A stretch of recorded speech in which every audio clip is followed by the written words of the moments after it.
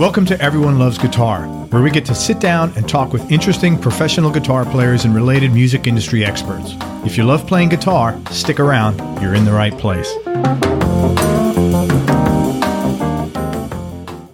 I'm Craig Garber, host of the Everyone Loves Guitar podcast. What you may not know about me is that I'm also the author of the book, How to Make Maximum Money with Minimum Customers. And since March of 2000, I've been running a busy marketing consulting firm. During this time, I've helped over 300 clients in 108 different industries all over the world sell everything from $20 books to $5,000 seminar seats and everything in between. Now, if you own or operate a business, ask yourself the following marketing-related questions and be brutally honest with your answers. Do you have an email list of prospects and customers, but you have no idea what to say to them, how often to say it, or how to make money with this list? Is your business website consistently generating new leads and making sales? Is it making you any money at all? If not, do you know why? Is your advertising effective? Is it consistently making you money? And do you know how to use social media effectively to market your business? If any one of these questions are puzzling you, then you need to book a one-on-one marketing strategy session with me if your business qualifies. After this strategy session, you'll know how to speak to and make money with your email list, how to use your website to attract customers and clients who are ready to buy from you now, and how to sell your goods and services for top dollar and at much higher profit margins than your competition. Listen, stop hoping things will get better on their own. Hope is not a very good business strategy. Instead, book a marketing strategy session with me by going to everyonelovesguitar.com/marketing and find out if your business meets the 5 criteria you need to qualify for this service. Again, that's everyonelovesguitar.com/marketing. Thank you for listening, and now let's get on with the show. Hey everybody, this is Craig Garber from Everyone Loves Guitar, and we've got a fantastic guitar player with us today, a really sweet, genuine, nice guy, and just fucking amazing guitar player who knows how to move people. I'm with Scott Sharrard today. Scott is the musical director and guitar player for the Gregg Allman Band. He's been called, and he's been in that slot since fall of 2008. He's been called one of the best guitarists in the country by Billboard magazine. Gregg, of course, had high praise for him. He said, "I know all about guitar players. I've seen the very best, and Scott Sharrard is the perfect guitarist for my band. He understands you don't need to play just for the sake of playing. He's not one of these guys who thinks they're getting paid by the note." That's a funny comment, actually. He never steps on the vocals and leaves plenty of room for everyone else to do their thing. But when it's time to solo, Scott delivers, baby. And I had the privilege of listening to a few of his tracks from his upcoming album, and everything is accurate. And we'll talk about some of those songs. Scott held the position, as I said, of musical director for Gregg Allman and was the lead guitar player on Gregg's last record called Southern Blood, which was released just after Gregg passed. As people hearing Scott play, his solo career began taking off, and we're lucky to have Scott as guest with us today. His next album is called Saving Grace. It's been recorded, and it will be released in 2018. As I said, I had an opportunity to listen to the album, and it's amazing. Not only is he a very original player, but he does a great job of keeping the legacy of the Gregg Allman music alive. And just in case you're wondering, we can't spend tons of time today, but that's because Scott has a 9-month-old.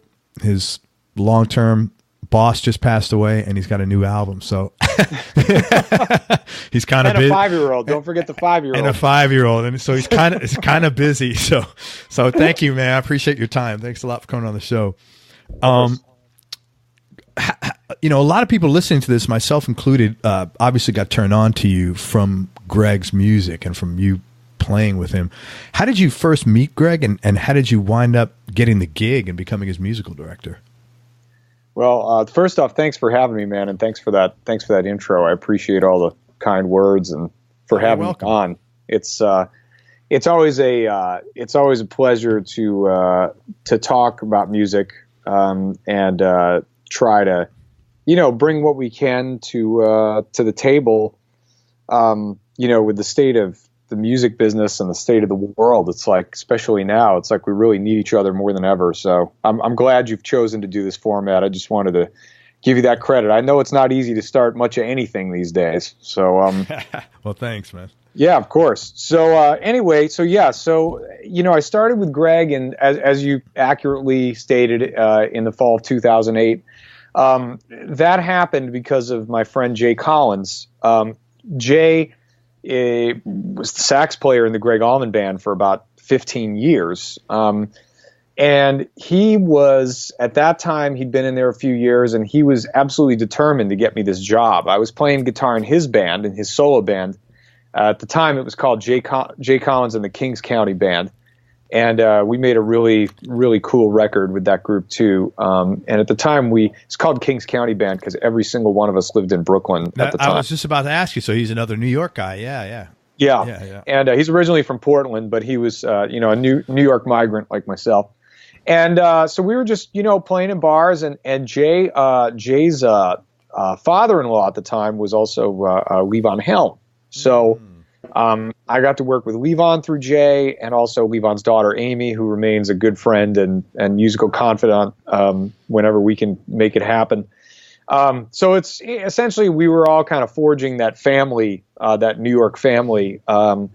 And Jay tried for a couple of years to get me the job, with Gregg Allman, but it just wasn't lining up. And then the Allman Brothers were in Camden, New Jersey, and Jay called me the day of the show, and he said, "All right, man, come meet me at the Park and Ride in Jersey, and we're going to drive out together to this gig. You're going to sit in with the Allman Brothers." And I had never met any of the Allman Brothers. I mean, I grew up on the music. And obviously, at this point, I was 30 years old, so I already had a lot of experience under my belt. But I mean, these guys were, my idols, just like everybody picks up an electric guitar. So, I got there, and everyone was super cool. And Gregg and I hit it off right away, man. I mean, the first thing we discussed was the blues. He wanted to know if I knew about Wayne Bennett from Bobby Bland's group. And luckily, when I was a kid, I was raised by a lot of older blues musicians from Chicago and Milwaukee who hit me to, Wayne Bennett and all the cats who played on, the Junior Parker, Bobby Bland, sort of all that Duke Peacock stuff. I mean, I grew up on all these deep levels of blues study. So we hit it off on that right away. And I could tell that there was something there, and I think he could. And then I sat in, and it just went really well. And he was like, "This is the guy for my band," right there after the gig. And some months went by because then we were supposed to start rehearsing and touring right away. And then he had to get interferon treatment for his liver. It was like his first big liver condition. And so there ended up being this gulf between, you've got the gig and here's the stuff. And then it was, wait, no, he's got to be, cured.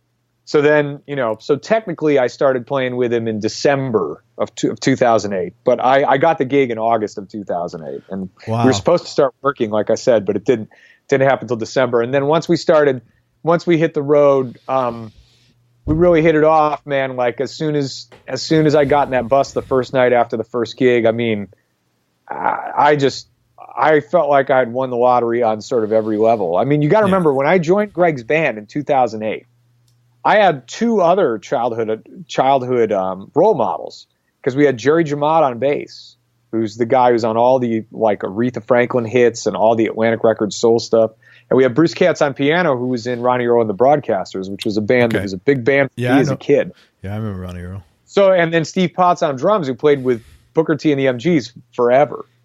So these were like, the whole band was like, Gregg was obviously an icon to me, but the rest of the band was like, as musicians, I mean, this was an unbelievable experience for me. And we had a great gig, and then we all just really hit it off, man. We had a lot of fun. We watched a lot of Chappelle Show and stayed up all night. Gregg had never seen Dave Chappelle, so after my first gig, I got out the Dave Chappelle box set, and I was like, "Gregg, you ever seen Dave Chappelle?" And I went right in on him, and I started playing it, and he's like, "This is the best show I've ever seen." And then we just watched it over and over. I mean, any group of musicians, if you get them together and you put Chappelle Show on, immediately everyone knows every word. I mean, that's like Gregg was digging Ashy Larry, huh? We were having a lot of fun. That's awesome, man. What a good story that is. And I'll tell you what, man, everybody needs a friend like Jay Collins. Everybody needs a friend like that. Well, he's an extraordinary cat, man, and he just a great musician, and he just really believed that I was the right guy for the job. And I think ultimately, now that we're a decade later, I think at least as the way things have turned out, I think he was right. Because I was at a point where I I was a solo artist too, and I was so disgusted with the music business. I mean, I had been through the mill already. We could have a whole nother show about 20 to 30. And I was so disgusted, I was almost ready to hang it up, because I didn't want to just be a sideman. I wanted to be in a band. And I loved Gregg's music so much.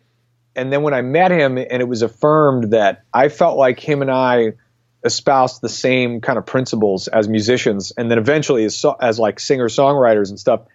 And obviously that's because I learned that from watching him and people like him as a kid. And it was very affirming to be with him in a band and feel like I was in a band with him, and he wanted to collaborate. And honestly, Gregg reignited my whole interest in music at that point. And I think that's why I was able to vest. I put so much energy into this quote unquote job that by the time it hit the last 4 years, it was no longer a job. It was a 24-hour calling, particularly when I found out about his terminal diagnosis. I mean, it was about bringing his message to the world in the most urgent way possible. And that makes for the best music. And honestly, it makes for the deepest friendships and collaborations. And that's the most you can ask for from anything. It's not a job anymore at that point. It is a mission. It's a band. And it was, when we recorded Southern Blood, that was a mission. It was a band on a mission. And the best projects embody that spirit. And the fact that Gregg, at 69, with a terminal diagnosis, could carry that and bring back a small spark, I think, of what, happened to him at 19. I mean, that's the way I saw the last record, That's awesome, man. It's really good that you got to experience that, because it's a kind of a unique thing that not too many people could say they got to do. Yeah, I mean, like I said, I started out as a guitar player, and I didn't know what way it was going to go. We didn't know if he was going to make it so many times over the 9 years I was in the band. There was always this question, is he going to be able to perform? Is he going to survive? From when I joined the band, that atmosphere was already set up. And then when the worst was confirmed, he was to have 8 months to live, and he pulled out like about 3 years. All right. And in the course of that is how we got that record that everybody has now. Wow, that's amazing. I want to talk about your upcoming album, Saving Grace. It'll be coming out next year. Was there anything different about the making of this album as opposed to the 4 other albums you've made? Well, I mean, also in addition, I had 2 albums with my first band, the Chesterfields, that moved from Milwaukee to here. So it's actually probably those are all my own original compositions and co-writes and stuff. Really, I guess technically this is my seventh album original material. So I've been hacking away at it forever, bro. I started when I was, 20. So I'm 40 now. So it's been 20 years of making records against all odds. The main people who've kept me in the game, besides of course my wife, who I've been lucky enough to be with for 17 years and counting, man, congratulations. That's awesome. Thank you. That's really, that's a big accomplishment. I'm not going to pretend that it's easy, but it's anybody who says being married for 17 years is easy is just lying, or they weren't there. Yeah, it's been an incredible journey of self-discovery, particularly having children and all that. I mean, that's kind of a whole nother aspect to evolving as a human being. If you choose to take that, I'm not saying it's mandatory to take that route to evolve, but if you do choose to take that route, it's let's just say it's not the relaxed course. It's the 2-week course. It's not the 3-year course. Yeah, it's funny. You call it evolving. I call it like, pulling teeth. Yeah, it can be. Yeah, there's been evolving moments, but it's, mine are much older than yours. Yours have not to get into. I'd love to sit with you when your kids are, instead of 9 months and 5, 16 and 11 or 12, and be a different conversation. Maybe not. I hope not. Yeah, it's tough. But to go back to your question about Saving Grace, my newest album, where does it fit in the catalog? I mean, the whole thing of all my records, from the Chesterfields, Henry Street Soul, all the way up to my last album, which is Scott Sharrard and the Brickyard Band, it has definitely been an evolution. I mean, I started out with the Chesterfields. We were, a 10-piece kind of soul funk blues band. So we had a lot of horns, backup singers. I mean, it was like kind of almost like a Tower Power average white band almost type thing. And then, but then we had a lot of different types of songs. I mean, there were a lot of influences, and that's, I think, the through line through all my music, and I call all of it rock and roll, is that it brings in a lot of different influences to, hopefully, the goal is to get to a sound that sounds like my own music. That's the goal. That's what I use the muse for, is to get there. So that's what I'm going for. And that's what rock and roll has always been. If you look at my favorite bands like the Allman Brothers, or even, take Led Zeppelin or Little Feat, or all these bands that are bands that I model my own after over the years, there's a lot of different kinds of feels and tempos and textures and production styles, and there's an evolution. And you look at an artist like Jimi Hendrix or Miles Davis, who I consider to be the gold standard of any creative medium, same thing. Tom Waits, Bob Dylan, all these people have these evolutionary arcs. And my newest record, Saving Grace, is, interestingly, I feel like I've been on an arc, and I feel like this is sort of the top of it. And after this, I'm going to crash back down and start something else. Because on Saving Grace, I actually got to record this album with my childhood musical idol bands, the Swampers from Muscle Shoals and the High Rhythm Section from Memphis. So the first half of my record is Spooner Oldham and David Hood of the Swampers, who of course played on, again, we're back to Aretha Franklin, but they did all those, classic Wilson Pickett, Aretha Franklin sessions all the way through the 70s when they worked at Muscle Shoals Sound, and they did Paul Simon and a number of like massive records there. Worked with the Stones. And then we did the first half of the record in Muscle Shoals with those guys at Fame Studios, which is coincidentally the same place that we did Gregg Allman's Southern Blood. And it's also the studio where Duane Allman got his start in the music business as a session player. And at that studio, we actually had the Big House Museum, the Allman Brothers Museum in Macon, bring Duane Allman's 57 Goldtop. Oh, wow. To Muscle Shoals. And I got to use Duane Allman's Goldtop on half of my record in the same studio where Duane used to cut, where Duane cut all his, like Wilson Pickett, Hey Jude, and It Ain't Fair with Aretha, and all those killer cuts, man, that he put all those licks on. I got to use that guitar in the same room. The lineage of all that is just, it's amazing. And then that was only the first 3 days. So then the second half of the week, we drove over to Memphis, and we cut about 6 tunes with the High Rhythm Sections. It's Howard Grimes, Leroy, and Charles Hodges. And they're the guys who played on Al Green's 11 Happiness, Ann Peebles' I Can't Stand the Rain, on and on and on and on. And my co-producer, Scott Bomar, is the guy who really brought all those tributaries together. He's a Memphis native. And we recorded at his studio when we were in Memphis. And he came to Fame, of course, to work with me. We co-produced it together. And then our recording engineer, Charlie Martinez, who's from New York City, he's the other person who he has engineered and or co-produced every one of my records. Oh, that's a lot of continuity there.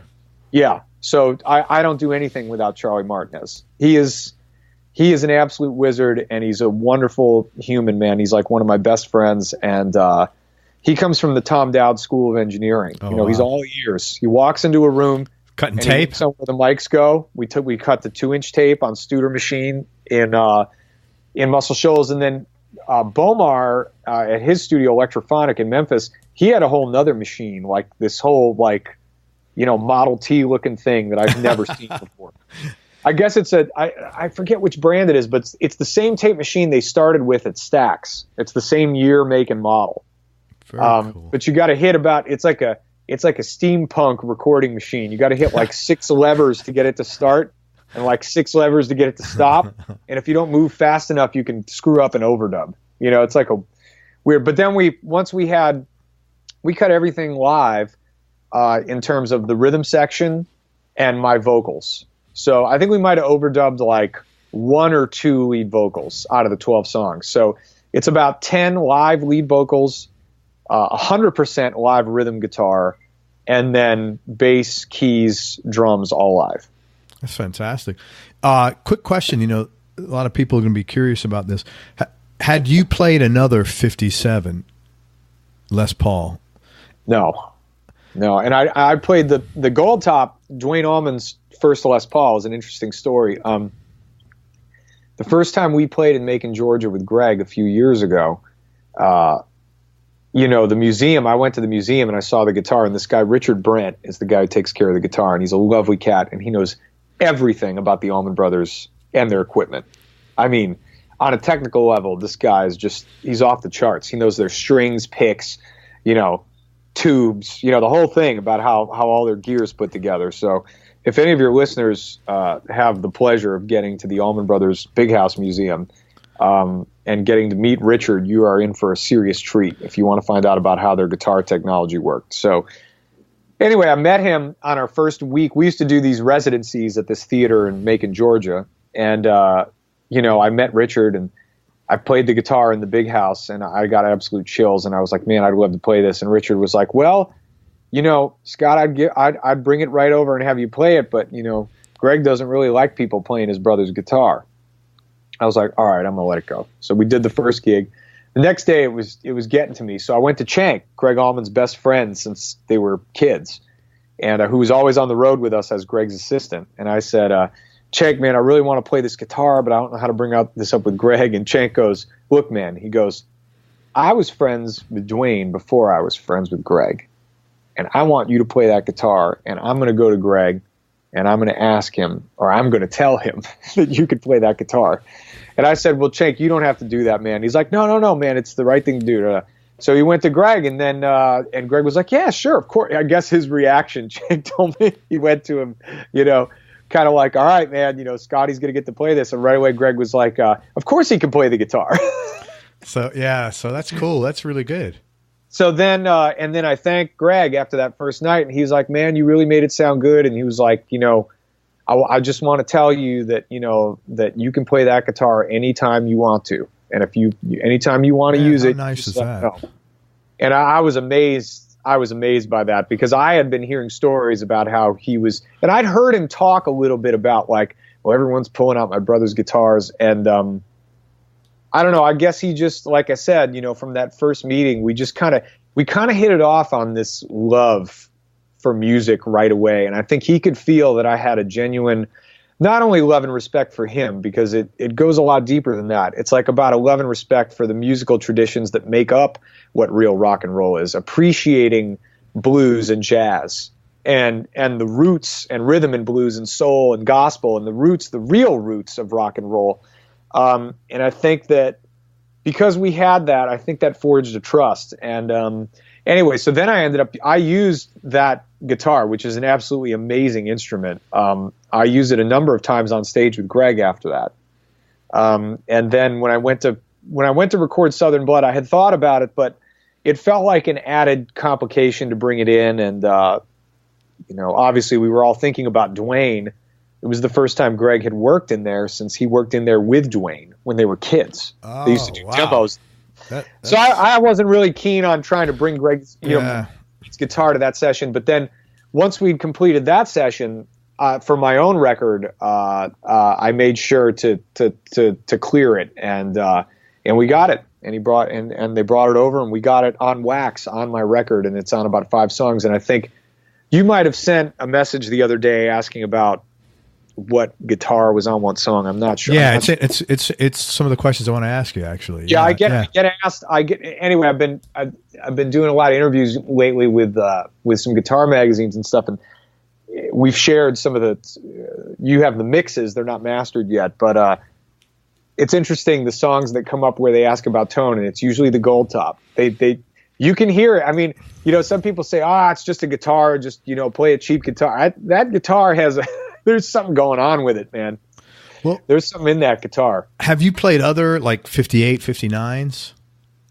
I don't own any besides my Harmony Bobcats, like my mid 60s Harmony guitars, gold foils, which I adore. Those are great guitars. And I use my 66 all over Southern Blood for a number of different things, but for all the slide stuff. But I mean, I don't really I can't afford. I've never been able to afford a proper vintage instrument. I've played I've been on kind of a quest. I love 345s, and I played a 59 at Rudy's Music in Soho here in New York. Yeah, I know exactly. Recently, it was priced about 30K. And that's about the closest to a Stradivarius I've ever played. The other vintage guitar that I played one time was my buddy, Jim Weeder, a guy who plays Telecaster. He was in the band in the 90s. Yeah, why do I know that? Yeah. He was in the Levon Helms band. He's a Woodstock guy. Wonderful guitar player, man. Killer Telly guy. And he has like a 51 or 2 Telly that I was doing a record with him, with Jay Collins, actually. And I got to get my hands on that. And I was like, oh my God. And, I mean, there's something about those guitars. Most of them, they just have lived a long life, and the wood is happy, and they're handmade by guys who, a lot of them are, particularly with the amplifiers, which, my amps are all 60s amps. I guess that's the only vintage gear I have, is I have mid 60s Fender Blackface amps, and I have a 1970 Marshall lead bass. So I guess I do have vintage gear, but I don't have any vintage guitars, to answer your question, besides the harmonies. So I want to ask you about a few cuts on your album. And first, let's start with the vocals. So I'm sitting there listening to this thing, and I'm like, man, who's the black dude that he got to sing on this record? That guy's voice it's like Al Green or something. And then I text you, I'm like, man, who does the vocals? And you said it was you. So, like, where'd you get an awesome, black guy's voice from? I mean, your voice, I wasn't expecting that. I had no expectations, but I wasn't expecting that. Well, I appreciate that, man. I'll definitely take that as a compliment, because 100%. Yeah. I feel like, the greatest contribution possibly to the world I think we've ever made artistically is the music that was, by we, I mean by as Americans. I think our identity and our best foot forward is the music that was forged here. And I think that it's a fusion, just like the way we are culturally. The interesting thing about really embracing American music is it gives you an opportunity to acknowledge and embrace the fusion of cultures and building something together. My favorite singers are, and this was from when I was a kid. I mean, it started with like Jimmy Reed and Chuck Berry. And then I really admired people like Lowell George. Hold on, man. Bonnie Raitt. It's so funny. That's the only place when I'm interviewing people where you hear cops in the background. You don't like that? No, you're probably, I was wondering if you're even noticing it, because like it's so, I live there. No, it's like, it's authentic. Yeah, right. No, it's like, I'm just thinking, wow, I don't hear that in Tampa here. The cops blaring down the street. It reminded me of being back home. That's all. It was funny. Yeah. Sorry, man. It was just. Yeah, no problem. I don't even think about it anymore. Yeah, of course. Every day in New York is like one long primal scream outside the window. Oh, absolutely. I actually had a guy whose truck was stuck with alternate side parking this morning. You remember alternate side parking? Yeah. Tuesday, Thursday, Monday, Wednesday. Yeah. So his truck was stuck, and he was actually, I literally had the truck driver got out of his truck and slammed the door and started pacing from one end of the block to the other, screaming at the top of his lungs. Nice. So that's, what is today? Is it Friday? It's Friday, yeah. I guess the week has gotten to him. Yeah. Anyway, that's what it is to live here. Try to compartmentalize that. That's the challenge. But anyway, so what were we trying to eradicate? You were talking about musical culture being, music is one of the greatest things. Oh, yes. You started talking about. I was going down the rabbit hole. Yeah. No, I mean it's so my favorite. I think where I left it was like my favorite singers growing up. So Chuck Berry, Jimmy Reed. That's what was taught to me by my dad, Otis Redding, and then going into Lowell George, and the Allman Brothers. Honestly, seeing Gregg, and when I heard guys like Lowell, and then I saw the Allman Brothers in concert when I was very young, and that was the band that all that blues and jazz and soul music and folk music that I had, and real rock and roll music that I'd grown up on, was all on stage when that band took the stage. Yeah, for sure. To me, they were bringing it all together. And to me, they looked and felt like who I was. You know, this middle-class white kid obsessed with this earth-shatteringly amazing art that was this American music.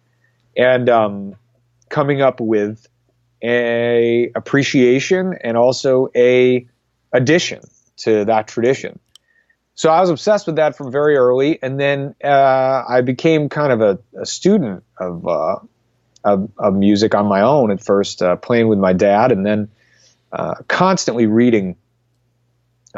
Used to have a subscription to Musician magazine. Sure, I remember that. Yeah, I sure do. And you know, going through those, and then going to the library and reading these like encyclopedias of music. And this is way before the internet. We're talking 80s, 90s for me, for my childhood. So, and for you millennials listening, a library is a place where they used to have a lot of books, and you can just give them like a membership card and check them out and return them. Or records. Or records, cassettes, yeah. So basically, you know, the guys who ended up becoming my influences vocally, as I started to find my voice, it was in my teens. And I was working, by then I was in Milwaukee, and I was going to High School of the Arts during the day, which was an amazing jazz program, high school, like a real deal. We were learning like, you know, Miles Davis' 7 Steps to Heaven record, and, you know, Charlie Parker stuff. And I mean, this was intense. And then at night I was hanging out in the blues clubs, because the blues is what resonated with me. So in the clubs was like Hubert Sumlin and Pinetop Perkins. They would come to the jams, Luther Allison. And then guys you've never heard of probably, like Willie Higgins and Ron Hill, Stokes. These guys became my mentors. And I ended up learning a lot from them, a whole hell of a lot about playing and singing. And I started singing more and more, and I had my own band that got a residency at the Up and Under, which was the blues club in Milwaukee, which now sounds ridiculous, but at the time it was packed to the gills every night, and it was the place to be. So as I started to sing more, I started to realize that, and I think you could probably hear it in my speaking voice, I was kind of a high tenor. And I became obsessed with Al Green, Syl Johnson, Otis Clay. This is the 70s Memphis sound, okay? So this is the post-Stax. This is High Records, the Willie Mitchell productions. And those guys all have a little bit of a more high tenor. And to me, it sounds a little closer to the other guys for me were Sam Cooke, Donny Hathaway, Stevie Wonder. They all have like a high tenor sound. And Ray Charles for me was also the gold standard. And it seemed like he could put his voice just about anywhere and make it fit. So, you know, those singers, and Marvin Gaye was another huge influence for me. And I would just spend, from Milwaukee to moving to New York City when I was 20, which was in like 98, I'd spend all my time practicing vocals to their records, learning their phrases, and then digging back, you know, getting really into Johnny Taylor on Stax, and then going back to his time in the Soul Stirrers, and then going back to Sam Cooke's earliest recordings with the Soul Stirrers, and then finding the Pilgrim Travelers and all these other quartet groups, and then finding those singers, and then emulating those singers. And I mean, there was this intense time, and I was probably from about 17 or 18 until I was about 25. And that's going through my first couple records with the Chesterfields and my first solo album. I was developing my voice through all of that by practicing, and by practicing, I mean singing along to and understanding and vibing and training to gospel quartet music, to these blues records, to jazz records. Some of my favorite jazz singing is by Sam Cooke and Marvin Gaye. They both made a couple jazz standard records that I think are the best male vocal jazz standard records of all time, next to Ray Charles and Tony Bennett and Joe Williams and everyone else. I mean, those guys were just, no matter what you put in front of them, they turned it into magic. So I spent a lot of time on that. And then, you know, James Brown, Little Willie John, you go farther down the rabbit hole, Little Milton, I mean, Bobby Bland, those guys all, I tried to emulate all their styles. And for me, as a writer, as a singer, and a guitar player, that's my main disciplines. I never stop practicing what is necessary for those disciplines. And there's a different set of criteria and to each of those roles, but my main gold standard musicians, Ray Charles, Prince, Jimi Hendrix. What sets them apart from everybody else is that they had the songs, they had the voice, and they had the instrumental abilities to play any of those styles: jazz, blues, R&B, rock.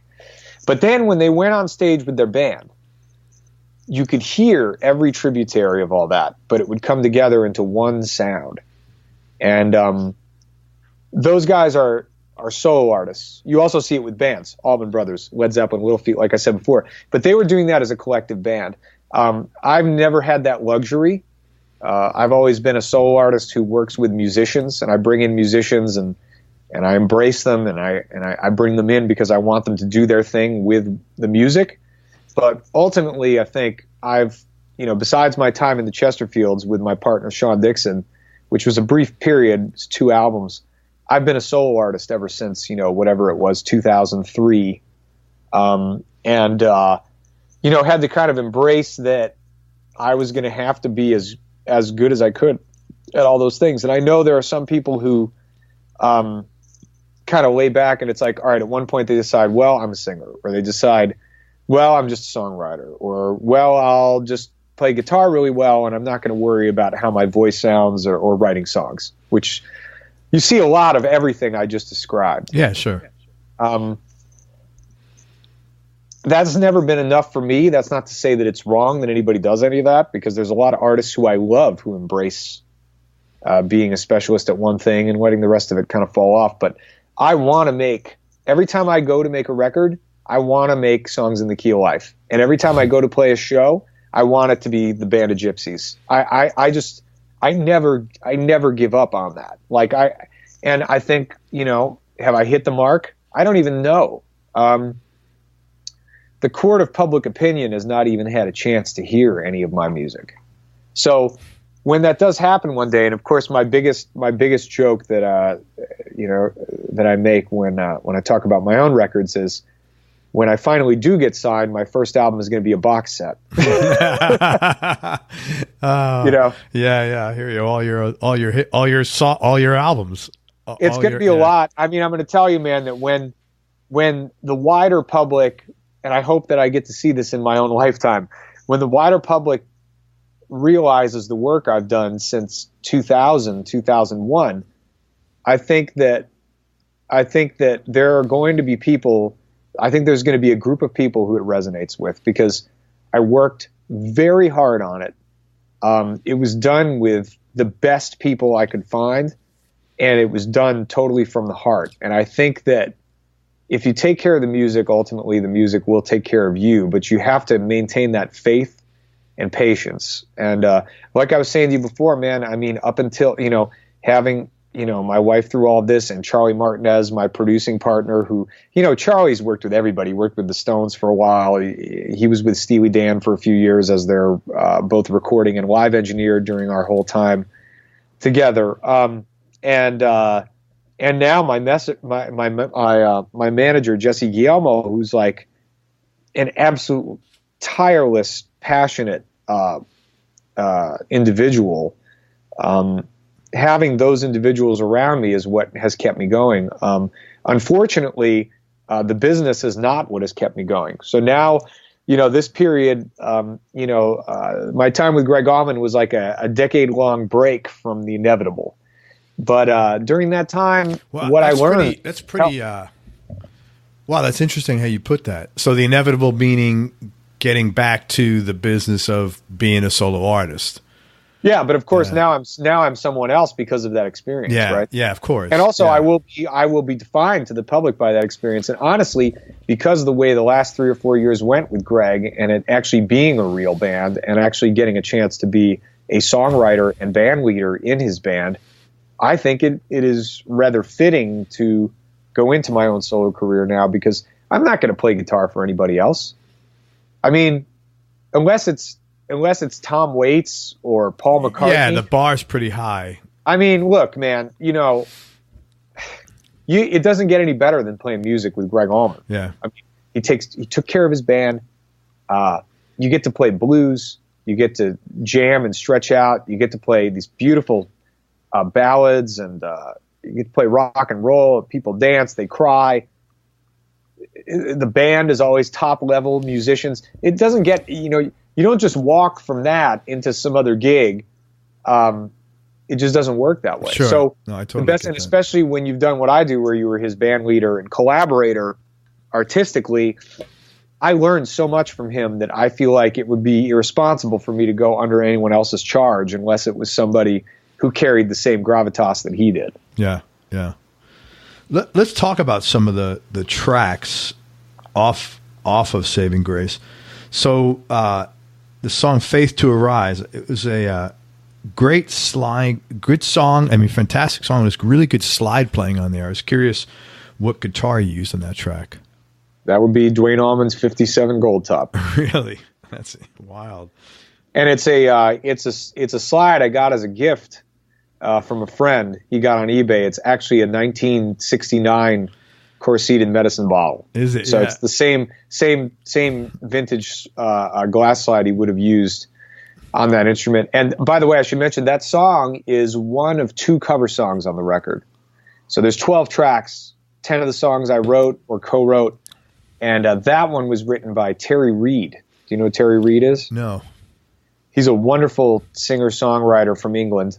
He was hand chosen by Jimmy Page to be the singer for Led Zeppelin, and he turned down the job. Yeah, I actually have. Oh, I know who that guy is. I think I have one of his albums. Now that you're telling me the whole story. Well, that album that song is from is a phenomenal record. Terry Reid, Bang Bang, you're Terry Reid. I sure do.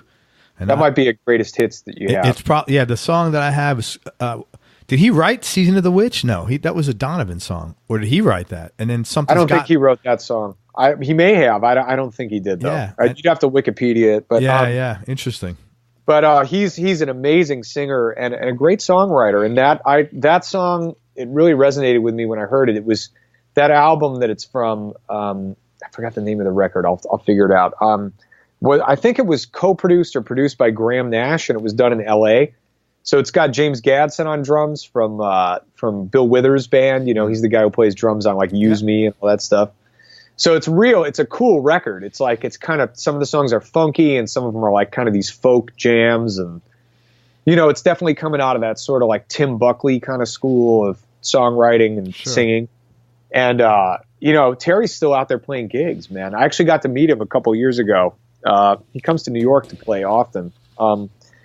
But I've been in love with that song forever, and I decided to take a crack at it. And I think we got a really cool sort of different vibe on it. It was hard to get away.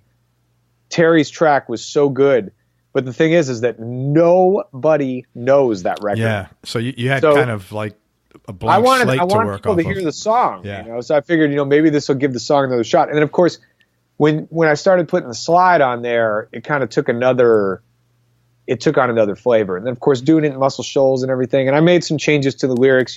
He sings about flying into London. I sing about flying into Memphis. The lyrics to that song, as I was getting ready to record it, I started to realize that whole song was about the leap of faith I was taking to make the record.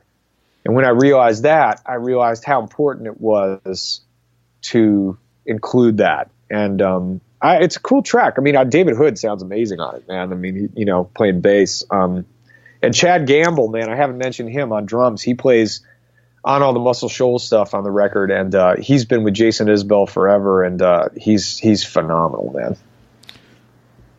When you play slide, are you in open tunings or are you in standard tuning?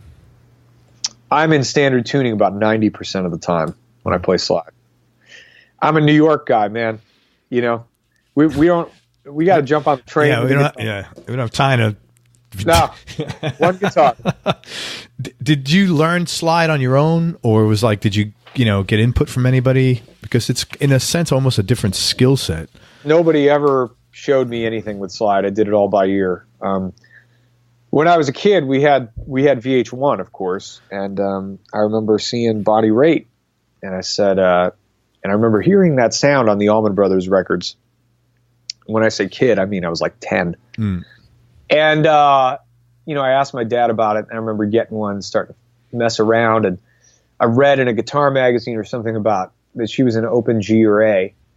And so was Lowell. They all learned it from Ry Cooder. You know, they all came out of that L.A.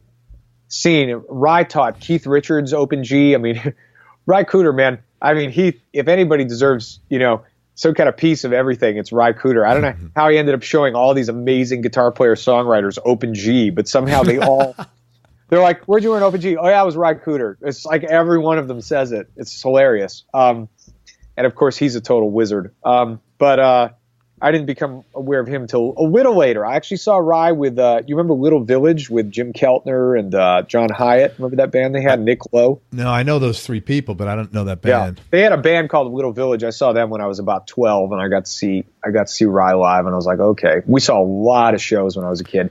Everything from, you know, Elvin Jones and Jack McDuff and Bobby Bland all the way through to Little Feat and the Rolling Stones and, you know, all these other, Robin Ford and Danny Gatton, and saw everything. So it was constant music, 24/7. But I would mess around for years as a teenager. I would play an open G or A, and I was trying to emulate Lowell George. He was kind of my main slide influence. Duane, his slide playing seemed totally unattainable to me as a kid, and I didn't even mess with it. And then I started to mess with it a little bit with Warren Haynes because I saw him playing in standard. This would have been by the time I was, you know, by the time I decided to experiment with Warren Haynes' slide playing, I was probably in my mid-teens. And you asked if anyone taught me. I actually bought a Hot Licks instructional video with Warren Haynes. The Warren Huns? I have that. I have that one, yeah. And I watched it. I watched it for about a week, and I learned how to play slide in standard, and I said, all right, I'm not going to play slide in open tuning anymore. And I never looked back. Yeah. And to this day, it's like, now go all the way up to, you know, obviously Derek Trucks has like completely, he saved, revived, and innovated the art of slide totally. We can't even talk about his playing. It's like, it's. I've never seen any. I saw him in a concert, and I've seen hundreds of shows. I saw him play. I never saw anything like that in my life. It was. I mean, in terms of slide guitar, there's no one else for slide guitar as far as I'm concerned, except there's an exception for Jack Pearson. You know, I saw a video with you and Jack, and everybody has told me about Jack, and I've been referred to Jack by like probably 8 people to interview him, and I haven't been able to get a hold of my, you know, he's. I mean, if you put a gun to my head, and you would have to because there's so many players I love, it's got to be Jack. I mean, you'd have to give me 2. It'd have to be Jack and Ronnie Earl, man.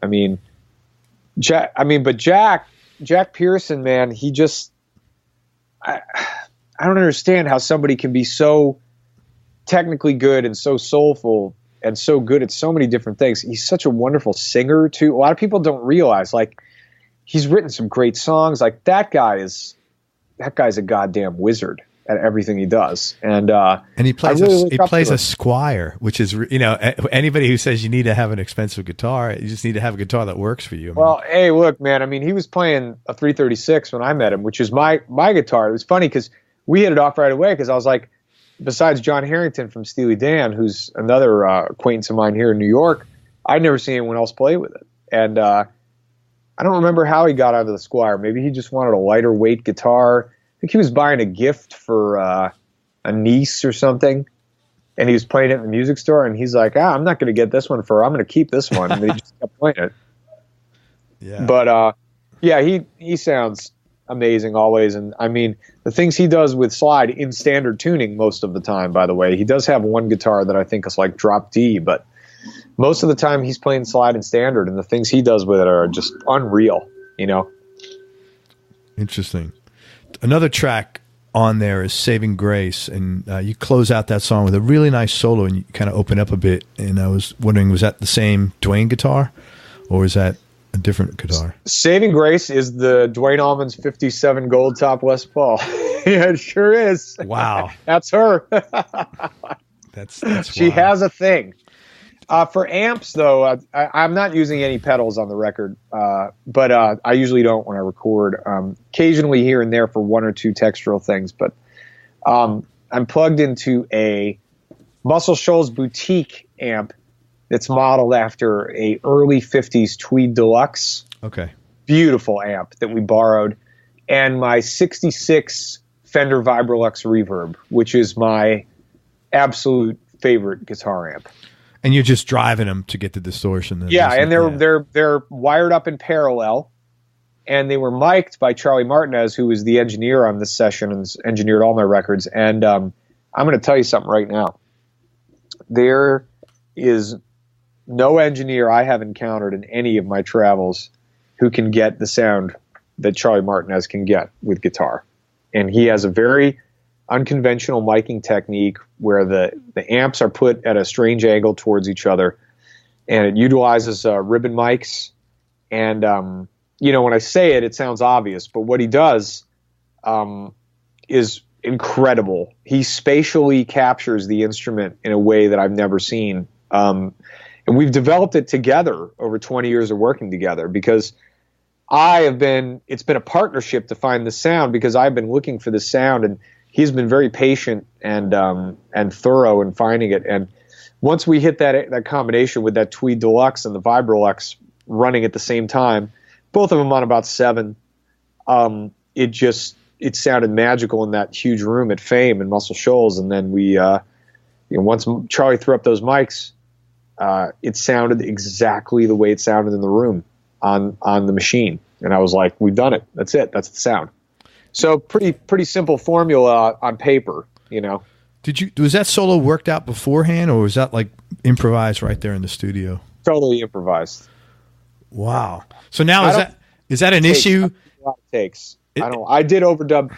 I overdubbed all the guitar solos on this record, and that's unusual for me. The Brickyard Band record, Anti-Up, those records, I really prided myself on doing the vast majority of the solos live with the band. This record, I really wanted to be focused on getting a killer rhythm guitar track and vocal live. I didn't want to think about those later. I wanted to walk in with the band and get a performance like the way someone like Wilson Pickett or Aretha would have done it, or Al Green, with the band on the floor. And then with the guitar, I decided I am going to be 100% sure that this is the best sound and the best performance I can get with the guitar. I just wanted to be extremely thorough about it. Not that I'm not proud of what I did on the other records, because I am, and I think it is what it is. But we worked really hard on getting the right sound. But when it came to do the solo, 1, 2, 3 takes at the most. The hardest part was getting set up. Do you have to now learn that solo? Because when you take it out on the road, we're going to be expecting to hear that solo or a version of that. How does...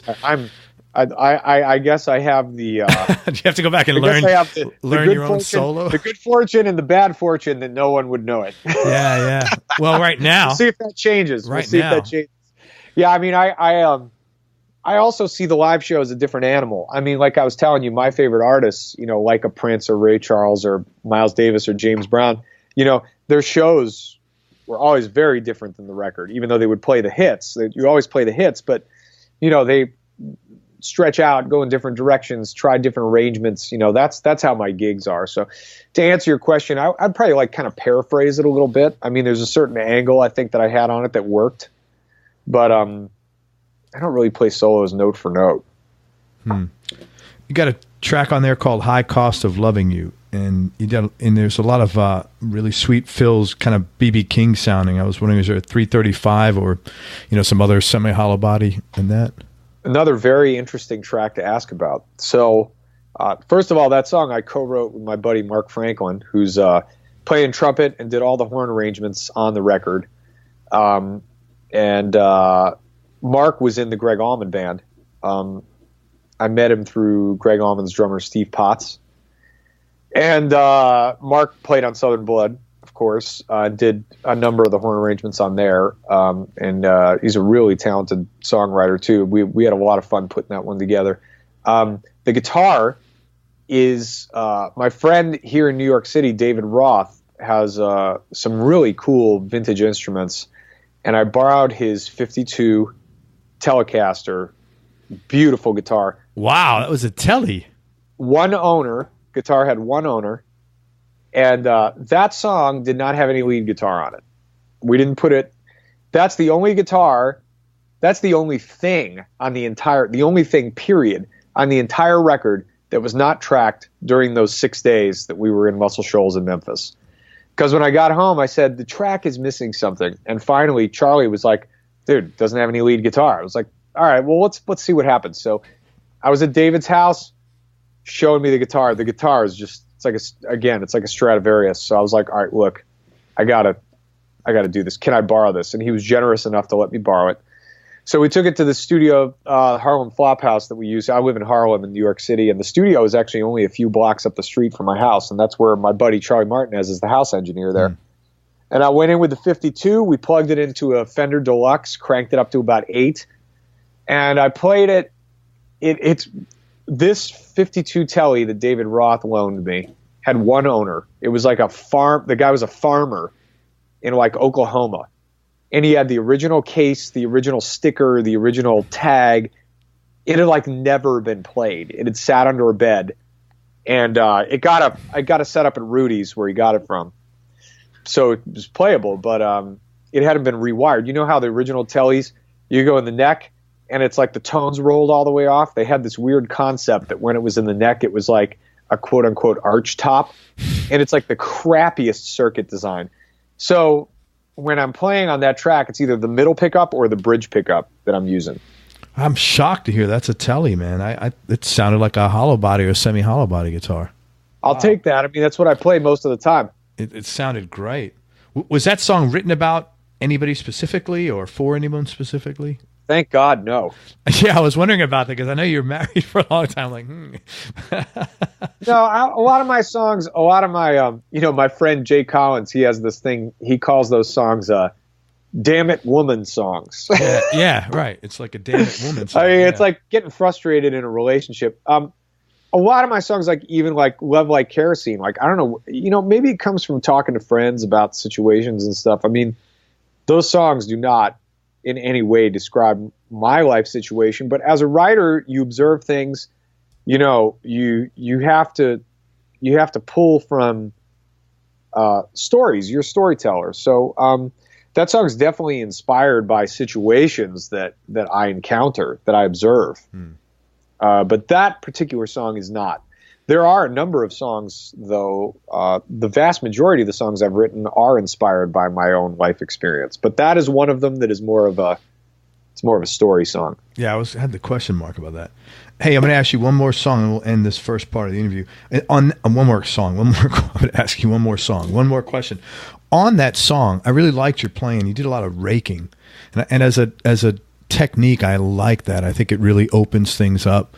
When I say you did a lot in a good way, you used it appropriately. It wasn't like raking every, just for the listeners out there, he used raking, which is a playing technique where he sort of mutes some of the notes, and it just sounds great. It gives it a lot of depth, and there's a lot of players out there listening to this, and myself included. And I was curious if you could maybe comment on this technique and give some guidance, on your thoughts about using raking, because I think it's a really good technique. And is there any, for the people like me that are like, look at guys like you and like really appreciate some of from the technical standpoint of what you do, putting it into music.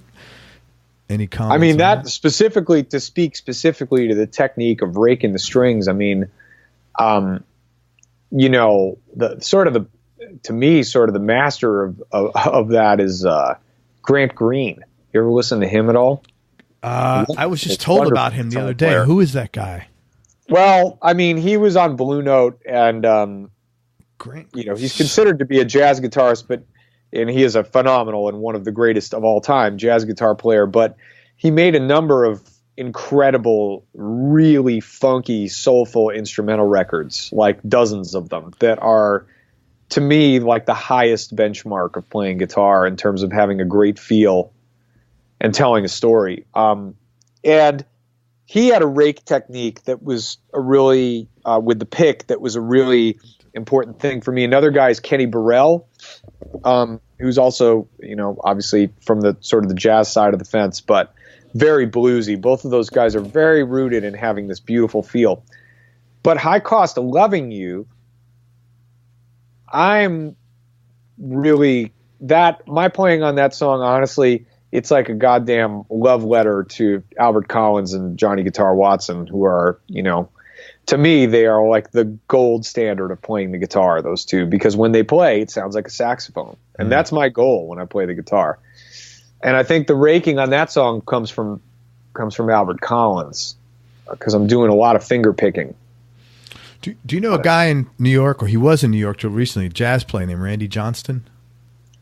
I know of him. I don't know him personally. He's a wonderful player. Yeah, a real good player. He's the guy that told me, because it was recent. He's the guy that told me about Grant Green. Is this earlier this week I spoke to him, I think. Interesting. Scott, I know you were living up in New York now, but where are you originally from? Where'd you grow up? I was born in Ann Arbor, Michigan, and then I grew up in Dearborn and the Detroit area. When I was about 9 or 10, my family started moving all over, and we kind of bounced, from Minnesota to Colorado to Pennsylvania, which is actually where I first saw the Allman Brothers. And then we ended up landing in Milwaukee when I was a sophomore in high school. So I was about 15. Oh, that's a lot of moving. Milwaukee. Yeah. And then in Milwaukee, I hung there, graduated, spent about almost a year there after I graduated, and then moved to New York. So I've been in New York, over 20 years. How come all that moving? Was your dad getting transferred, or? Yeah, he was. My dad was a professional musician, and then when they had me, they realized that it wasn't going to work out. That's a whole other story, actually. He had a whole run in the music business that just ultimately he decided that it was too stressful. The uncertainty and the stress of it was just too much. So he ended up going to Michigan State and getting a communications degree, and he started as a DJ, and eventually he started. He had a professor, this guy Russ Gibb, who was actually a pretty amazing guy, a guy who also mentored Don Was, as it turns out. Wow. Yeah, another Michigander for you there. And Russ was a communications guy, but he also owned this club called the Grandy Ballroom in Detroit, which was a legendary, kind of like the Fillmore East of the Midwest, really. They'd have bills where it'd be like Frank Zappa, and Sun Ra and the Allman Brothers or Hendrix or whatever, Johnny Winter. They'd have those big kind of Fillmore type bills.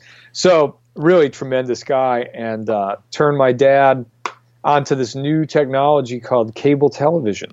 And and then in the 80s, my dad became an installer first, and then he moved from town to town trying to move up the food chain. And he was able to do that when we got to, he got pretty high up by the time I was in high school going to Milwaukee. But, as an only child at those ages, I probably went to like over 20, different schools when you go from, preschool all the way through to graduating. So it was pretty traumatizing. Yeah. How do you think that, how did that shape your mind for later on, or as now, even though, because those tentacles run deep? Yeah, I mean, there's the two most positive things that came out of my childhood were the love and appreciation for art. My parents were very, and continue to be very, obsessed with, film, literature, and music is the most important of all things.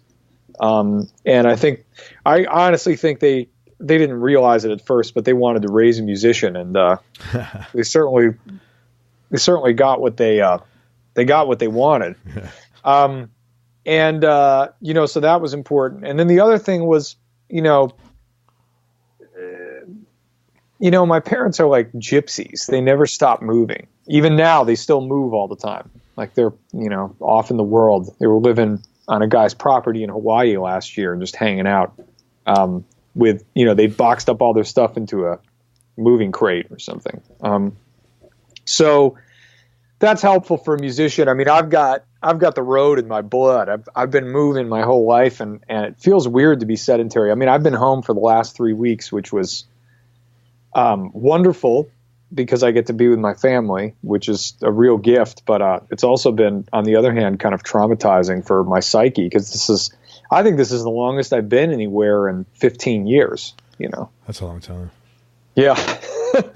But you're pretty domesticated in this. I mean, you're really into your kids, and I mean, you seem of course, pretty, yeah. And I go in and out. Pretty settled, yeah. I go in and out, and my wife loves to travel. You know, she's French, and she was raised in Haiti, and her mom is dad's still in Haiti, but her mom is in Fort Lauderdale now, and she loves to travel. I mean, you know, as much, if not more, than I do. So we try to hook up. When I was with Gregg, it was great because you know, being on a big tour like that, she was able to join me very often. So we'll see if we can start to recreate that eventually. But it's a great part of being a musician is the traveling. I love it. Yeah, that's cool. You've been doing this a long time. And I was curious, everybody in every field pays tuition. And I was curious if you'd be kind enough to maybe share one or two mistakes you made, tuition you paid over the years, and what you learned from those mistakes. Oh, man, there's a lot.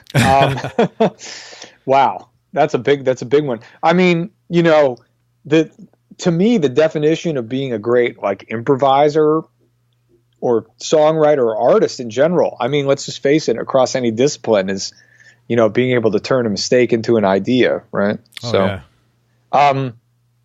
So I make mistakes all the time and try to make, you know, take the lemons and make lemonade creatively. You know, in terms of in my life, I mean, I'm a pretty deliberate type A personality. So I think I like to think I don't make that many mistakes, but I do. You know, the one thing that I regret, at least in my career, is that I didn't do more when I was younger. I think that, you know, I got discouraged very quickly when I got to New York, even though I was getting attention from, you know, guys like Jimmy Vivino were helping me get gigs, and I got on the scene pretty quick. My band was busy. But when the live music scene got shut down essentially by Giuliani and his goon squad, you know, it really destroyed the nightlife here. And when that happened, I think as musicians, some of us just hit the road and others kind of retreated into themselves. And I had a period like that where I was, you know, working a desk job at the Carlisle Hotel. This is when I was like, you know, what was I, 22, you know, so it wasn't like I was 30, but, you know, I had my whole life ahead of me. But I think, you know, looking back on it, I had a band with my friend Sean Dixon from Milwaukee called the Chesterfields, and we made a couple records that I'm very proud of. They're all on Spotify and iTunes. The Chesterfields, Henry Street Soul, and the other one was like an EP we did that we managed to eke out. And you know, I met my wife, and that kind of turned everything around, and you know, 9/11 was an interesting turning point to be in New York. That was a real kind of fight or flight situation, and we stayed. Were you living uptown at the time? We were in downtown. We were on 11th Street. Holy shit! So what the hell happened? Well, on the east side or the west side? Right in the middle, just off of Broadway. Wow. So what the hell, man? I know that area so well. It's funny. Right around the corner from this on Paragon Sporting Goods on 14th Street. I know exactly. Sure, yeah. What the hell was that like? I mean, you know, it's. I mean, that was the turning point for. That was the turning point for everyone. I think in this country that day. It was kind of a wake up call, really, to join the rest of the world. It was pretty traumatizing. I mean, I guess I was like 23. And you could see downtown right from where you're at. Yeah. Oh no, it was. I mean, we woke up to people covered in soot, you know, running north outside our window. Yeah, I'm sure. And you know, there were F-16s flying over the place, and you know, we didn't know what was going to happen next. I mean, it was truly like a disaster movie. But you know, that's to be honest with you, man. You know, the atmosphere and the vibe after that. Even though I really disagreed with, I personally very much disagreed with the Iraq War and all that. The response that we had from our leaders right after that, even though they're people I don't usually agree with, I was very impressed with. It's when I think back on it, it makes me very ashamed of who we are now. To be honest with you, and I never saw that coming, because I always felt like we would be able to maintain a modicum of decency as a country, and we've completely lost the thread now. So it's as someone who was there on 9/11, who went through it, and I know a lot of people who, I have a lot of friends. My manager Jesse, lost relatives, firefighters, lost a lot of firefighter relatives, him and his wife, in the event, and it's that's the one thing when I think about 9/11 now, I think about how in the days after it really did create an atmosphere of there was some ugliness, but there was a lot of re-examining, and I think we all hoped for some kind of a revelation out of that, but that definitely did not happen. Were you able to stay in your place down 11th Street there? Actually, we had to show our identification to get home, but yeah. Wow. It smelled, all of downtown smelled like a crematorium. Wow. And my good friend Brian Charette, who's a great organist, he's actually really been getting some amazing coverage lately in the sort of jazz organ world. We've been good friends the whole time I've lived here. He had a place on St. Mark's and First Avenue, which was farther east, and the cloud was going, the burning cloud, the wind was taking it directly through his block. Right. And I remember going to his house, and I mean his house, it smelled like a funeral home, like crematorium. Wow. It was unbelievable, and we were all breathing that stuff. It makes you wonder sometimes, like what were we thinking? And I had a lot of friends who ran straight down to the rubble and worked down there, and I mean, there's so much we got to do to move on. But it was a turning point, and I don't think we were successful at learning from it. What did Giuliani do? You said that he shut down all the music. What did he do there? What was going on? It's actually kind of an interesting topic now, because when I moved to New York in '98, he was doing a variety of very progressive moves, which I'm sure you're aware of, being a New Yorker, where he was, taking SWAT team sweeps into the artist squatter tenements in Alphabet City, which I was living on the edge of at the time. And, he was corporatizing the city essentially to create, the broken windows policing and all that stuff. And there were some positive effects from that, but mainly what it ended up doing is it opened the floodgates for corporate America to come in here and turn it into the Dubai of, this hemisphere. And one of the key components was the smoking ban, which, as a singer, I was thankful for that. But, when I got here, I was working 4 or 5 nights a week in clubs. That's unheard of now. Yeah. And when I got here, it was normal. And you could make a living doing that. You didn't even have to do anything else. Then the smoking ban really killed business a little bit, but then he followed it up with the enforcement of the cabaret laws, which were put on the books in New York during Prohibition in the 20s, 30s. And police started enforcing the cabaret laws under his direction. What are the cabaret laws? I don't even know anything about that. The cabaret laws, you can't no one is allowed to dance in the club unless you have a special license, which he, of course, jacked up the price on. So this is about revenue. So we went from 1 week. Well, it's also about quality of life, right? Because they're getting noise complaints because of someone who's very affluent moves in over a club in a neighborhood that's creative, and he's like, I just moved in here. I paid all this money for this place. I don't want this noise. The cabaret law gave them the in to say, well, look, you can't have dancing. And then they were also making the owners of the clubs meter the bands for noise pollution. For decibels.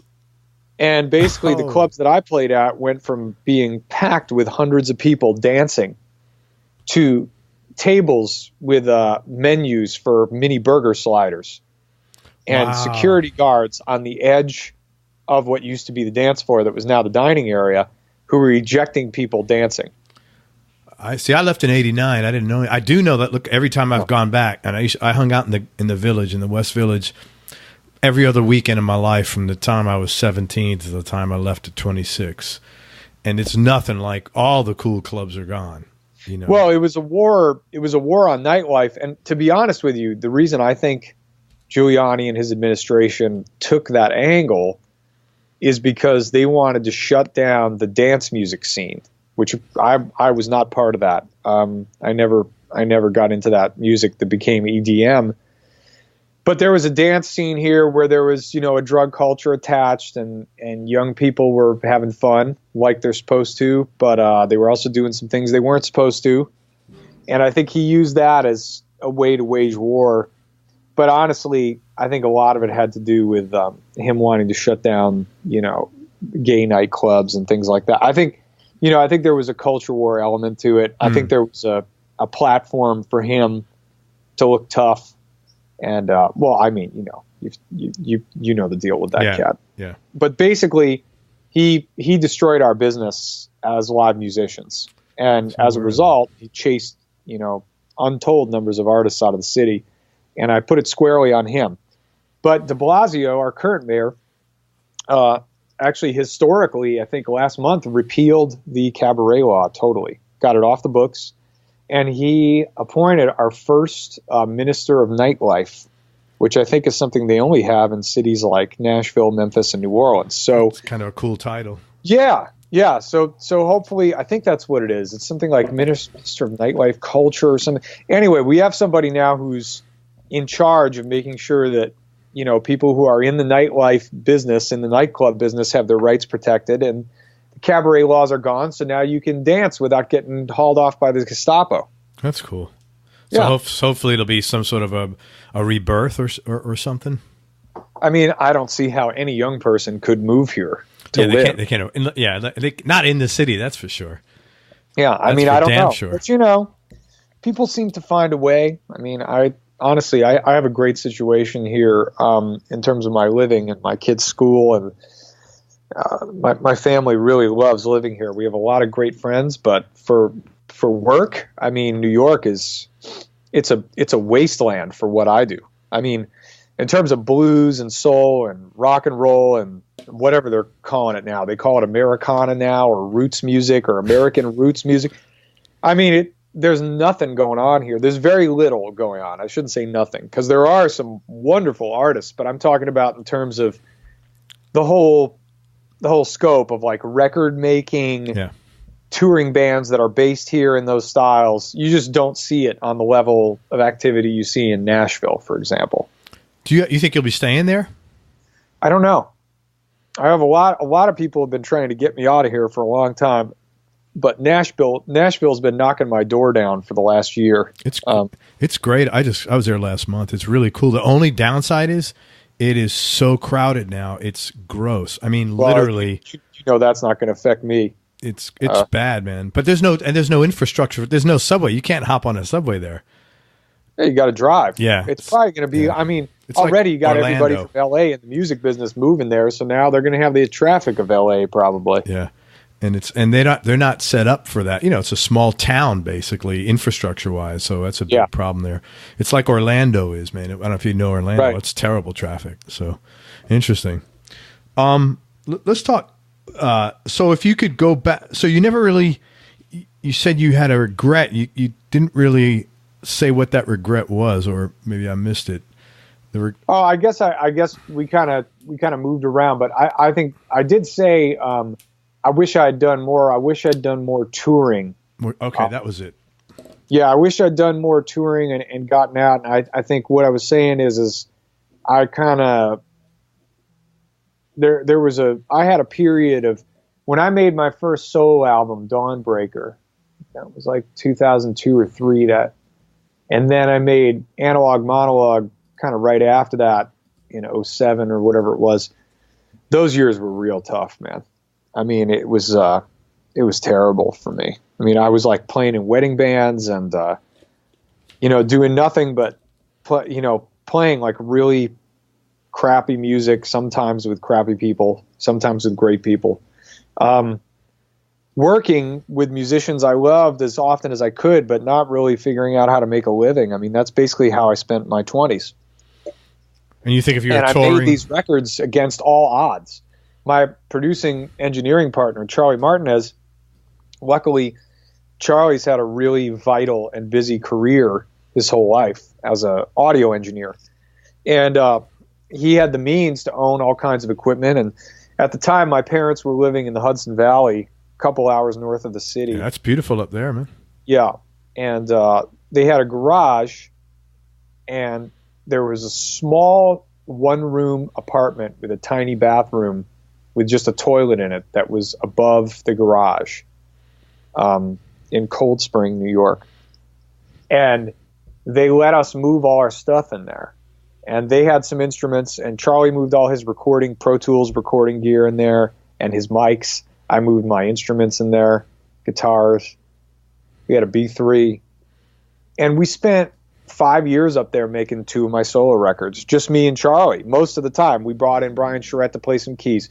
We'd send, the tracks out to Jay Collins. He'd put horns on. We did Analog Monologue. We sent all the tracks to Sean Pelton, and I had played all the drums, and instead he came and redid all the drums in his studio in the city. We made records like those 2 records like that for a few years, and it was really we had a really good time making those records, but we were trying, and there's a music lawyer who I still work with. I met him right after I moved here, Peter Thal, who's a bit of a legend in the music publishing field in particular. And Peter was opening a lot of doors for me, and he was actively shopping the record pro bono for me, which was unbelievably, he's an unbelievably generous cat, and still is somebody who I trust completely, which is very hard to say in the music business. And, people were trying, and I remember at one point Russ Titleman heard one of the records. He was a wonderful producer. He produced, all those big Clapton, Steve Winwood records in the 80s. He produced the first Little Feat album, Ricky Lee Jones, James Taylor. I mean, the guy's a legend and somebody I still try to keep in touch with. He's also a local New Yorker. There were a lot of people who came along who were trying to help us. But the music industry during that whole period, from when I moved to New York up until it's still going. I mean, from starting in the late 90s, pretty much after Kurt Cobain killed himself, from that day until now, the music industry has been a massive clusterfuck of transactional dipshits running the whole thing. So, and particularly in the corporate record making realm.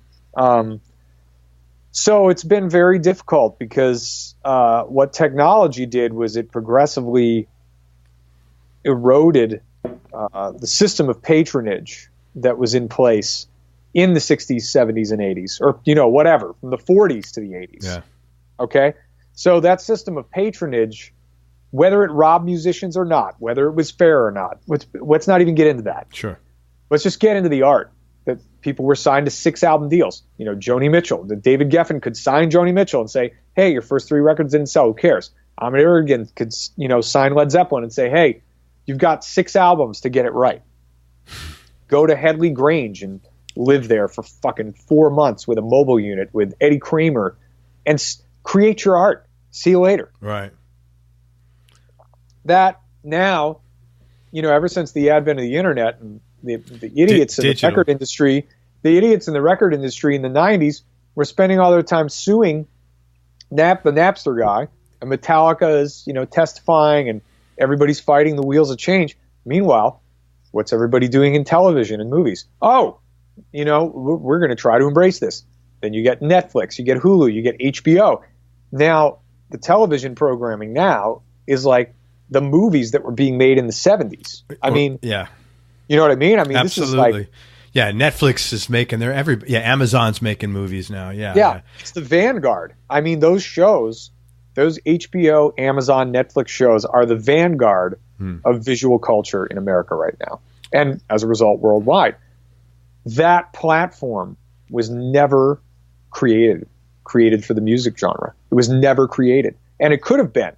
But these guys were so transactional and so scared that they did not take it upon themselves. The way we as musicians and songwriters and performers, we every day take it upon ourselves to become better, to be connected with our fans, to tell a story, to be a consistent performer. That's not what they do. They operate like somebody who's selling an Xbox or Budweiser or, pharmaceuticals. I mean, that's how they conduct themselves. They don't conduct themselves like creators. So what you're saying is they function like corporate people, and they're not nurturing. They're not understanding that you're not selling Xboxes, you're not selling widgets. You're developing artists with creativity. Well, and because of the internet and the supposed access via YouTube and all the other platforms that give us access to our fans worldwide, they expect us to build a following where we can sell 500 to 1,000 tickets a night before they even talk to us. Yeah, and then when they sign us, they expect us to pay for our own records out of our own pocket. How is that a record label? It doesn't even count. That being said, and I agree with you 100%, the amount of bootlegging that has taken place and I know this personally because as a guy running a marketing agency, I've made intellectual products just the same way as you've made records, right? And I enter the name of the product and they're all over the place, right? So, and that's minuscule compared to if I enter the name of any Allman Brothers record. I mean, you can bootleg it, and that is a reality of the amount of money. The amount of listening is expanded, but the amount of money that's being paid for it's shrunken infinitesimally. Spotify was the ultimate finger in the eye. Yeah. Because that was the point. I call the Spotify deal the tipping point, because the Spotify deal was a backroom deal where Spotify offered certain corporate record executives stock options in Spotify to give artists a shitty royalty rate.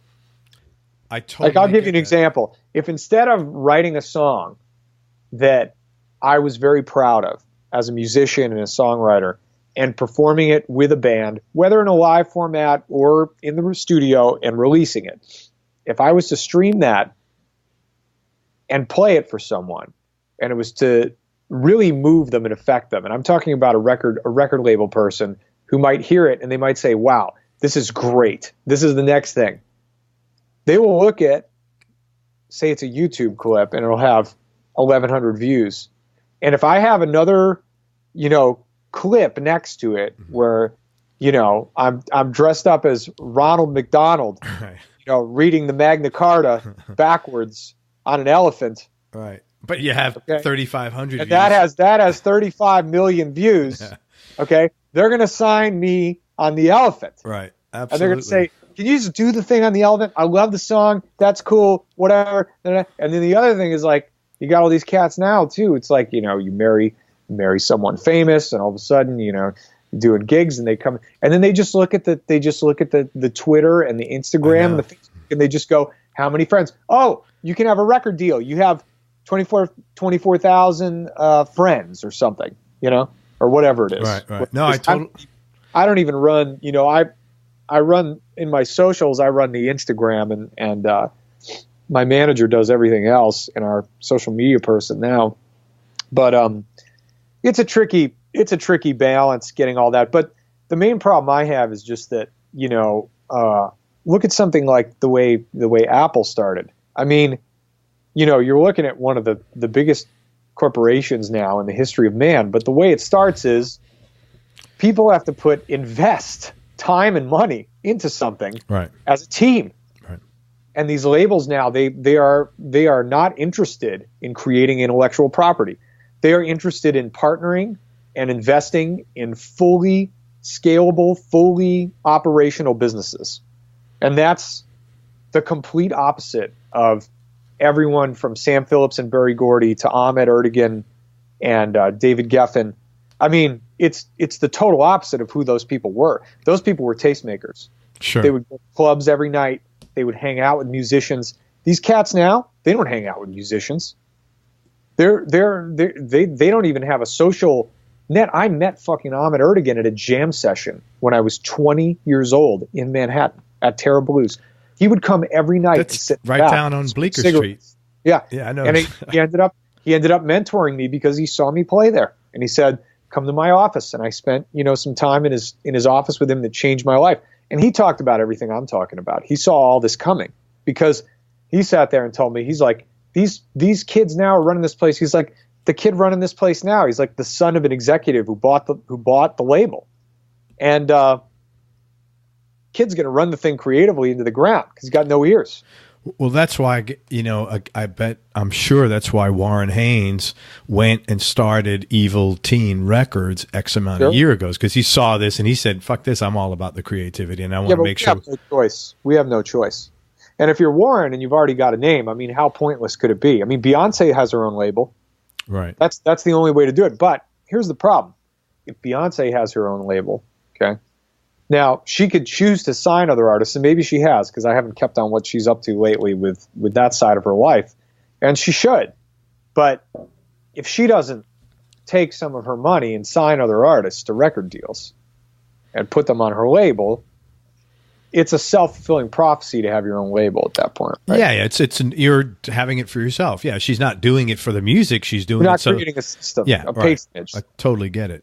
And that's how, like, when you look at a guy like George Avakian or George Avakian, I'm not sure how you pronounce his last name, but he was the guy at Columbia who he had Miles Davis, and he heard from Miles that Miles wanted to do this project, these full orchestral albums. One of them being Sketches of Spain, and these records with Gil Evans arranging. These are records that absolutely changed my life that I listen to all the time. And they changed the course of music.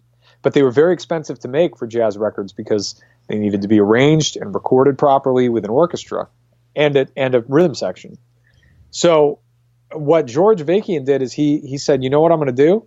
I'm going to sign, I forget who the pop artist was, but he signed a pop artist, and he said, I'm going to sign this pop artist, and I'm going to take, whatever it is, 5-10% of her hit record, and I'm going to pay for these records for Miles. So he signed her solely as a function to generate revenue to scale this other business up, basically. Correct. Man, what a smart idea. That's what that's what a lot of the guys did back then. Ahmet used to do the same thing. And with a guy like Ahmet, to me, Ahmet is the god of the commerce side of the music commerce partnership, because it's not only because I spent, this time with him in his office, and he was such an incredible mentor to me in that hour or two I was there at that young age. I think I might have been 21 at the time. But more than anything, it's about his work and the respect.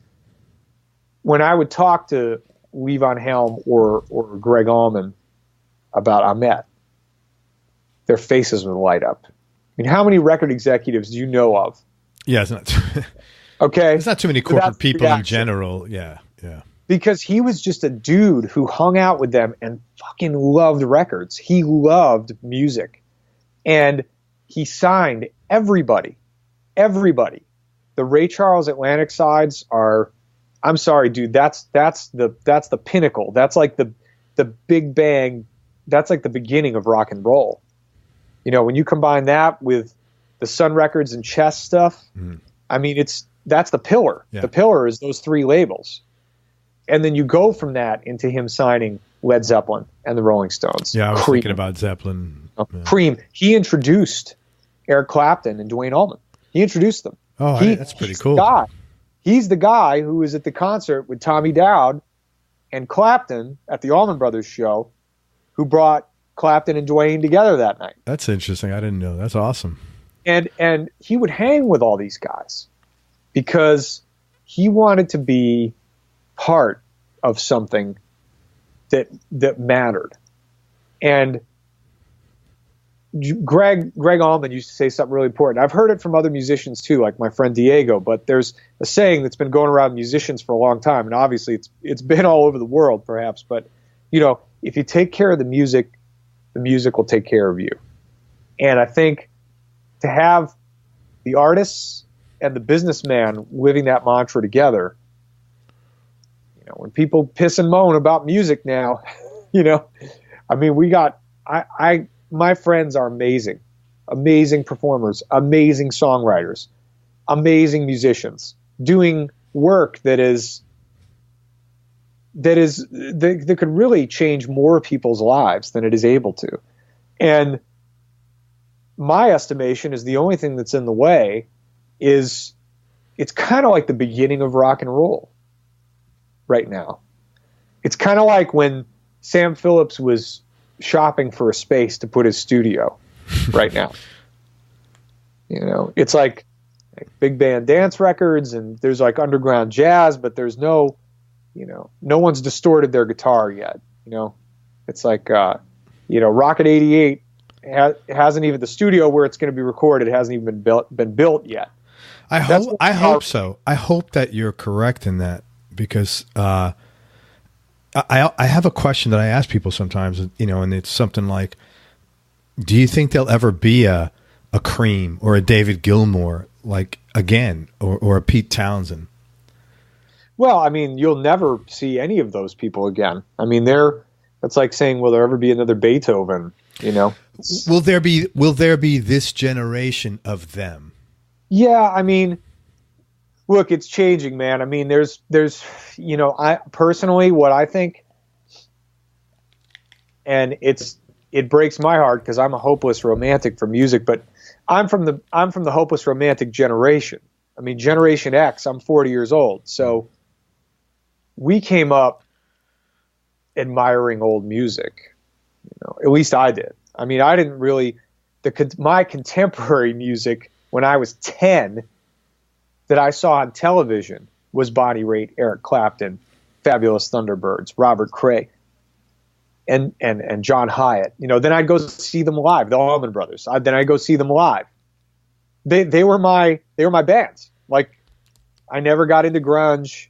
I never got into the pop music at the time.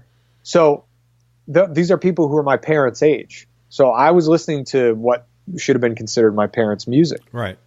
And of course that extends into all directions. Tom Waits, Patti Smith, MC5, Mitch Ryder and the Detroit Wheels, all these bands that I grew up on as well, and artists I grew up on. I love every single record by all those people. That shaped my life. And I have a lot of friends in my age group, a little older, a little younger, who have the exact same story. So what does that mean? That, basically we're the protectors of a tradition, probably I'm like second generation protector of a rock and roll tradition. This blues, soul, jazz based real rock and roll music.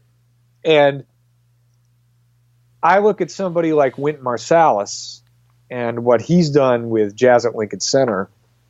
And to be totally honest with you, man, I think that the inevitable conclusion here is that playing with a Gibson guitar through an old Fender or Marshall amp with a guy playing an old electric bass and an old drum set, an big old B3 organ, and I think it's going the way of the big band, man. So yeah. I think it's going to go into institutions. I think you're going to see there's an explosion right now in education, especially in the digital realm, for rock and roll and contemporary music styles. And I think what you're going to end up seeing is it. Look, man, it happened to classical, right? So at the beginning of the last century, the last of the cutting edge classical music as a popular form happened. Kind of, let's just call it like Leonard Bernstein, right? So okay. It's like his work, both his popular Broadway work and his conducting and all that. I mean, you have Philip Glass, you have people who came after, but really even Bernstein, right? He some of his most significant work as a musician was as an educator, like his Music for Children series. And, he really helped establish that. Going to Juilliard was very in vanguard in the 40s and 50s, right? That's where Miles went to Juilliard. That's why he moved to New York. He dropped out, but that's why he came here. So, and then I think with jazz, you saw the same progression. So it went from this cutting edge music that hit its peak probably in the 70s in terms of commercial, right? Because the Bitches Brew, you had, Bitches Brew open the door to Weather Report, open the door to, then you had bands like, even bands like Earth, Wind and Fire, they had some large like jazz exposition sounds to what they did. It was all kind of a piece. Return to Forever. These bands were playing stadiums, Right. As were the Allman Brothers at that time. And they also had their own touches of inspiration from those groups. That's kind of where it hit its peak. And then it dived down. And in the 80s, kept diving. But you never saw a shortage of brilliant musicians. And then into the 90s, you got guys like Roy Hargrove, Josh Redman, Larry Goldings. This is authentic New York siren. We're authenticating Scott's location every call. But I mean, really, the backbone of jazz has become education and live performance, and that's exactly what's happened to rock and roll. So and that's what happened to classical before it. So I think what it is we have to celebrate and play it the same way you see Wynton Marsalis plays trumpet, the same way you see Yo-Yo Ma plays cello. Okay. But it's going that way. That's what it's going to have to be. It just seems there's a lot of other music that is much more in the forefront. And, pop music is much more in the forefront. EDM is the music of our time. Yeah. And we're not going to talk about that because I'm assuming you don't. I certainly don't know anything about it. I know that I don't like it. That's about it. I've seen videos of it. And to me, it's like, thing. It's like a, it's like a headache. It's like a professional. You're paying somebody to give you a headache. I mean, whatever, it's like whatever the other negative side of boredom is. It looks incredibly exciting, but totally and completely emotionally and intellectually vapid. Yes, on all levels. I agree 100%. And that's how I interpret it. Right. But and I don't think that's wanted now. I got a guy who's got, I play an amp that was made in 1965. I don't know. Right. No, I know what you're saying because I feel out of touch myself to even qualify to answer some of these things. That's the problem. Yeah, right. And I'm older than you, so it's like I even feel probably more out of touch. My kid asked me something, my older son, a couple of weeks ago. He's 27, and he asked me just a question, like a dad question, and I said, Nick, I don't know that I can answer that anymore because I just don't know if I'm really on top of shit enough. I don't really understand a lot of stuff going on today, so I can't tell you with confidence, an answer that you should rely on. And so I totally get it. It's just I don't understand a lot of the music stuff now. So yeah, I think that might be a gift in some respects. To me, that I don't understand it. I think ignorance is bliss. In this case, ignorance is definitely bliss. Yeah. Well, I don't want to. I've listened to it, and that what you said, the last thing you said, that it's emotionally and intellectually vapid. That's my biggest problem with it. I feel nothing. It's stoic as can be. Well, it's made off a computer, man. So it's and I'll tell you something else. Just that beat, the beat per minute thing, and all that. I mean, it creates anxiety. I mean, to listen to music nonstop at those tempos, it rewires your receptors. Right. And that's fucking scary. I mean, scary stuff. I can't see anybody enjoying that unless they're totally fucked up on some sort of drugs. Well, the quote you just said, I guarantee, is what, our grandfathers said to our fathers. About rock and roll, yeah. About, why does the amp have to be loud, and why you guys have to dance around, and right. And I'm aware of that, and I get it. Do? That's why I said I'm not. Yeah, I'm out of touch. I'm not qualified to answer that question. That's a fair answer. And it's funny because even I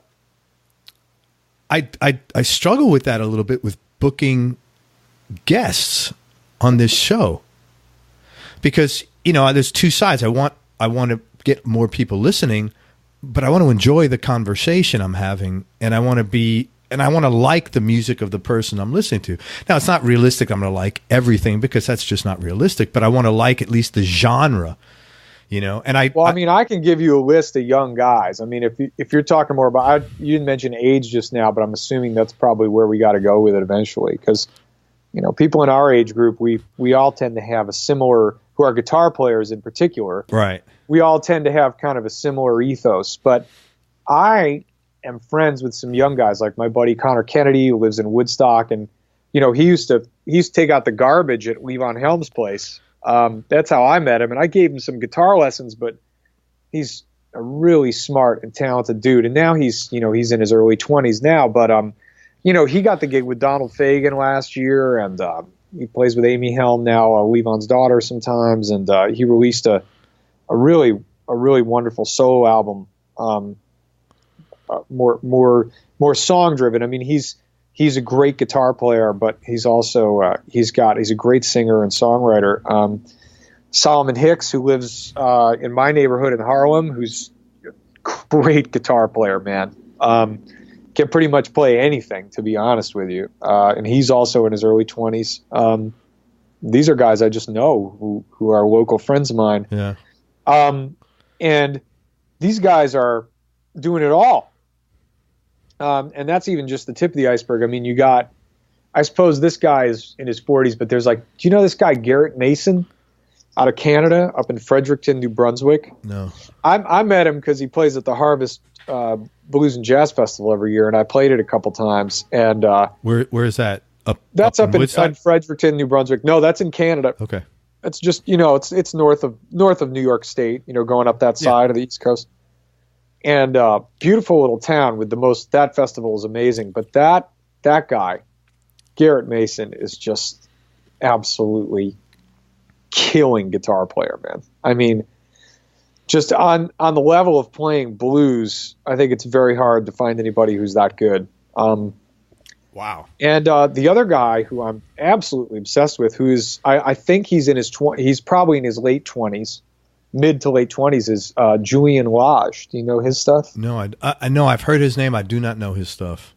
I mean, he's nominated for a Grammy. He did a record that's kind of more like a folk. He kind of vacillates between the sort of folk, the new folk Americana movement, and sort of what people would call straight ahead jazz. But he has this trio, and they did an album called Arclight. And then I think they followed it up. It's a live record. I think it's called Arclight Live. And this trio, I mean, Julian plays I think it's a 52 Telly through a 52 Champ that's on a chair. Wow. Okay? And upright bass and drums, and they set up in a circle and play. And this is some of the most incredible telepathic, improvisational. But you know what? It's not that it's improv. It's actually extremely well arranged. The Arclight album, every song is 3 or 4 minutes. Okay? So it's not like a lot of people took the Coltrane Miles thing with the 10-minute tracks, and everybody makes all these instrumental records with these long tracks. And Julian Lage's music has what's been missing from instrumental music for many years. Melody, groove, and then they have very progressive improvisational interplay that they fit in. And the way he's managed to fit all those pieces together, to me, is profoundly hopeful to hear stuff like that. Because it's all about, for me, music is not about style. There's good music and bad music to me. And again, that's subjective. That's my opinion. Absolutely.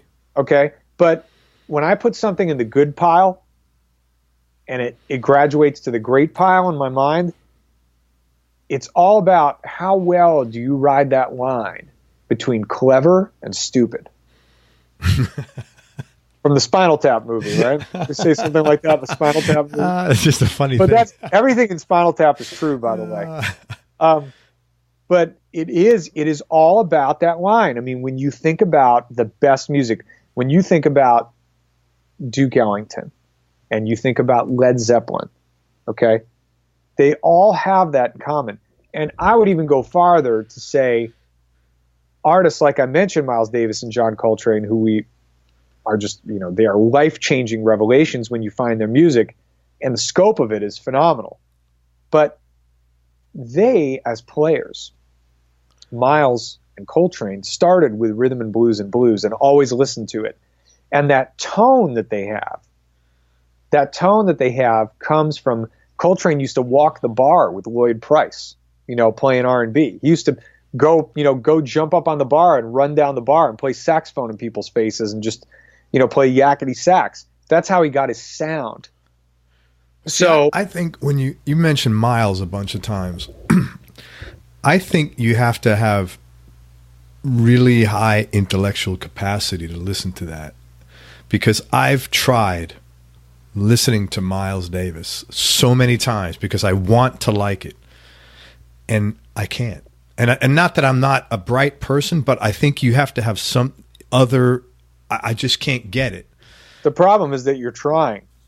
Maybe that's the problem. But because you see, I had that problem growing up with the Beatles. You know, my house was anti-Beatles, so I kind of went with that. You know, so Rolling Stones, Allman Brothers, Little Feat, Led Zeppelin, those were the rock and roll. So they were rock more and roll blues, bands that were revered. More pentatonic or blues based. Yeah, but stuff. I mean, the Beatles do just as much and go beyond. But I wasn't really raised on it, and I kept trying to listen to it, and honestly, I didn't get it. I mean, I always really respected the songcraft. I connected emotionally with George Harrison and John Lennon's solo work, but I couldn't get into the band. And then at some point in my mid-20s, literally that late, I went back in. And then when I went back in that time, it clicked. And you know what the song was for me? It was She's Leaving Home. I had never heard that song. It's a beautiful song. I had never heard that song. And when I heard that song, and this does not happen to me often. I mean, with music, it's different, but in general, you know, I'm not the type of cat who, you know, cries at the end of movies or anything. I literally listened to that song and I was like weeping, like at the end of it. And I said, you know what? These are some bad motherfuckers. I got to go back and I got to re-listen to the whole fucking thing, and I got to change the way I write. And it changed my life, man. Interesting. And there's a Miles Davis for you somewhere. I hope so. Because that's how it works. Because with the Beatles, I had never heard the song at the right time. Right. That opened my heart to it. And once I did, every fucking thing, you know, from the goddamn, you know, from all the goofy Ringo Starr songs to the early Love Me Do stuff to the experimental White Album, all of it made sense once I got to the end of that track, and they had destroyed me. So I have to just keep plugging away and figuring out what that song is. Well, maybe we can solve this for you now. So what Miles Davis albums have you tried, quote unquote, tried to listen? I'll tell you right now, man. This has gone from an interview to an intervention. This is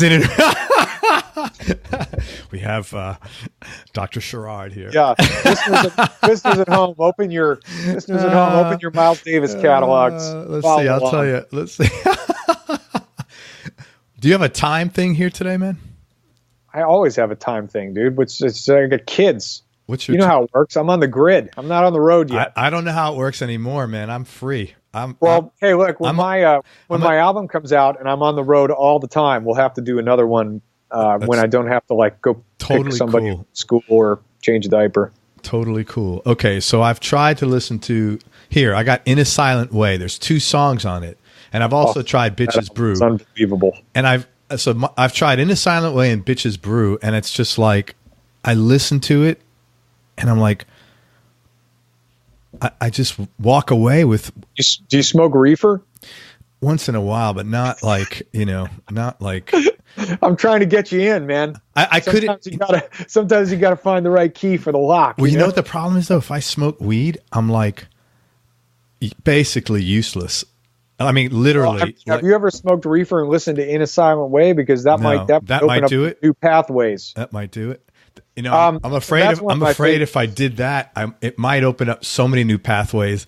I get up in my head. I can tell you to do ayahuasca with a priest or something. But, I think to me, Miles Davis is musical ayahuasca. That's what I listen to Miles to cleanse my soul. That's why I listen to him. When I hear him play one note on the trumpet, that is my favorite. My favorite personal musical sound is Miles Davis playing the trumpet. It gets me every fucking time. Always has. Wow. See, I could listen to David Gilmour like that all day.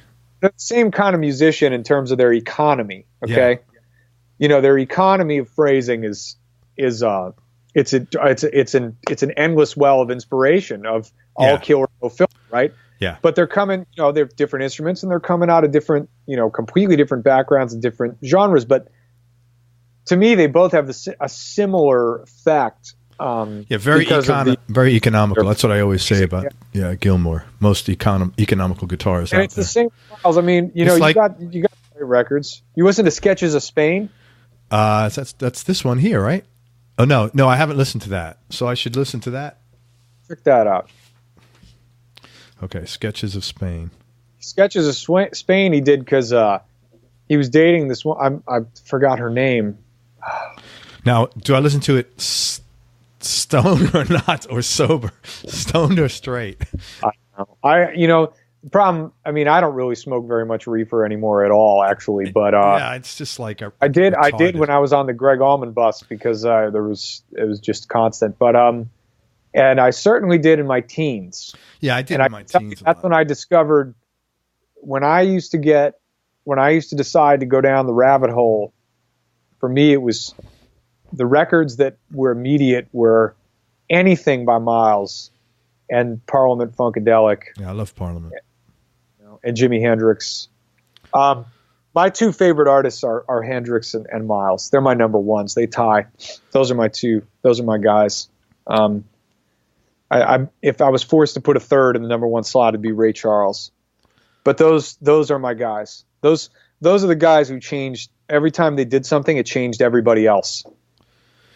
Yeah, I don't like smoking a lot of weed because I like being in control. I'm not a control freak. Like I could give a shit about controlling others. Well, but and I'll be clear here that I'm not advocating. I don't like use as a lifestyle. I'm advocating it as a concept. Honey, I interviewed this guy, Scott Sharrard, and he told me it's his fault. Yeah. Well, look, I say everything in moderation. Yeah, I agree with you, man. Come on. Hey, I want to talk to you about some of your gear, your guitars, because speaking of everything in moderation, because I love your tone. Thanks, man. What's the guitar you primarily play? It kind of looks like a 335, but it kind of looks a little different enough than a 335 that leads me to believe it may not be a 335. My friend Mark Franklin, great trumpet player, he was in the Gregg Allman band with me, and he said to me, man, what'd you do with that guitar? You stick it in the dryer or something? It looks like a 339, but it doesn't look enough like a 339. Yeah, no. It's all right. So the story with that guitar, and trust me, being on a guitar podcast show, I'm very proud that it took us all the way into our second installment at the very end to get this. So we're positive that after just talking about Giuliani and 9/11 and smoking reefer to listen to Miles, the time has arrived. Now we can talk about gear now that no one's listening. So, all right. So, next time let's lead with the gear. Oh man. Yeah, you're either brilliant or not in terms of that strategy. Well, if people want to know about you first. All right. Well, I hope so. But I know how guitar players are, and they probably, if they're listening, they probably just want to know which cables I'm using. Depends. So CS 336 is the guitar, custom shop 336. It's a tangerine burst color. Okay. Kind of an unusual color. Very. I think it was 2002 that the guitar was made. I got it new from, ironically, I got it new from Michigan, from Ann Arbor, Michigan, from some guitar store there. I can't remember which one. They mailed it to me in New York City, and they said, you have 2 weeks to try it, no obligations. Oh, I'd seen an ad for it in a guitar magazine, the guitar, and I was playing a 335 that was like 10 pounds, that was killing my back. Right. And I was only 24 years old at the time, but it was already killing my back. And I said, shit, how's this going to feel when I'm 40, like I am now? So right. I don't want to get goddamn shoulder replacement surgery because I played 335. So I saw this article. I said, you know what? I'm gonna give this thing a shot. So I looked it up online. They mailed it to me, And I swear to God, man, it was one of those moments. We all have them when we find the one. I opened the case. It looked beautiful. And it didn't look like anyone else's guitar. I picked it up. It was light. It was lighter than my Strat or my Tele. And I put my hand around that neck, and I played it from the nut to the top, and I said, this is the guitar. I'm done. Now and I swear to God, man, I haven't looked back. That's a totally hollow. That's not semi-hollow 336, right? It is semi-hollow. Oh, it is. Now, this is very important about my guitar, because Gibson, as they have done over their entire history, they are my favorite guitars. They're my favorite guitar maker. However, I will give you a very big caveat about Gibson. They are the masters of creating the perfect design and then continually and consistently destroying it by redesigning it over and over and over and over and over and over and over again. Like, for example, in 1959, they made the 59 slim neck. They put it on the 345s and the 335s. That is the neck profile that is on my CS336. But there are no other years where they've done it that I'm aware of, unless you custom order it. Very strange.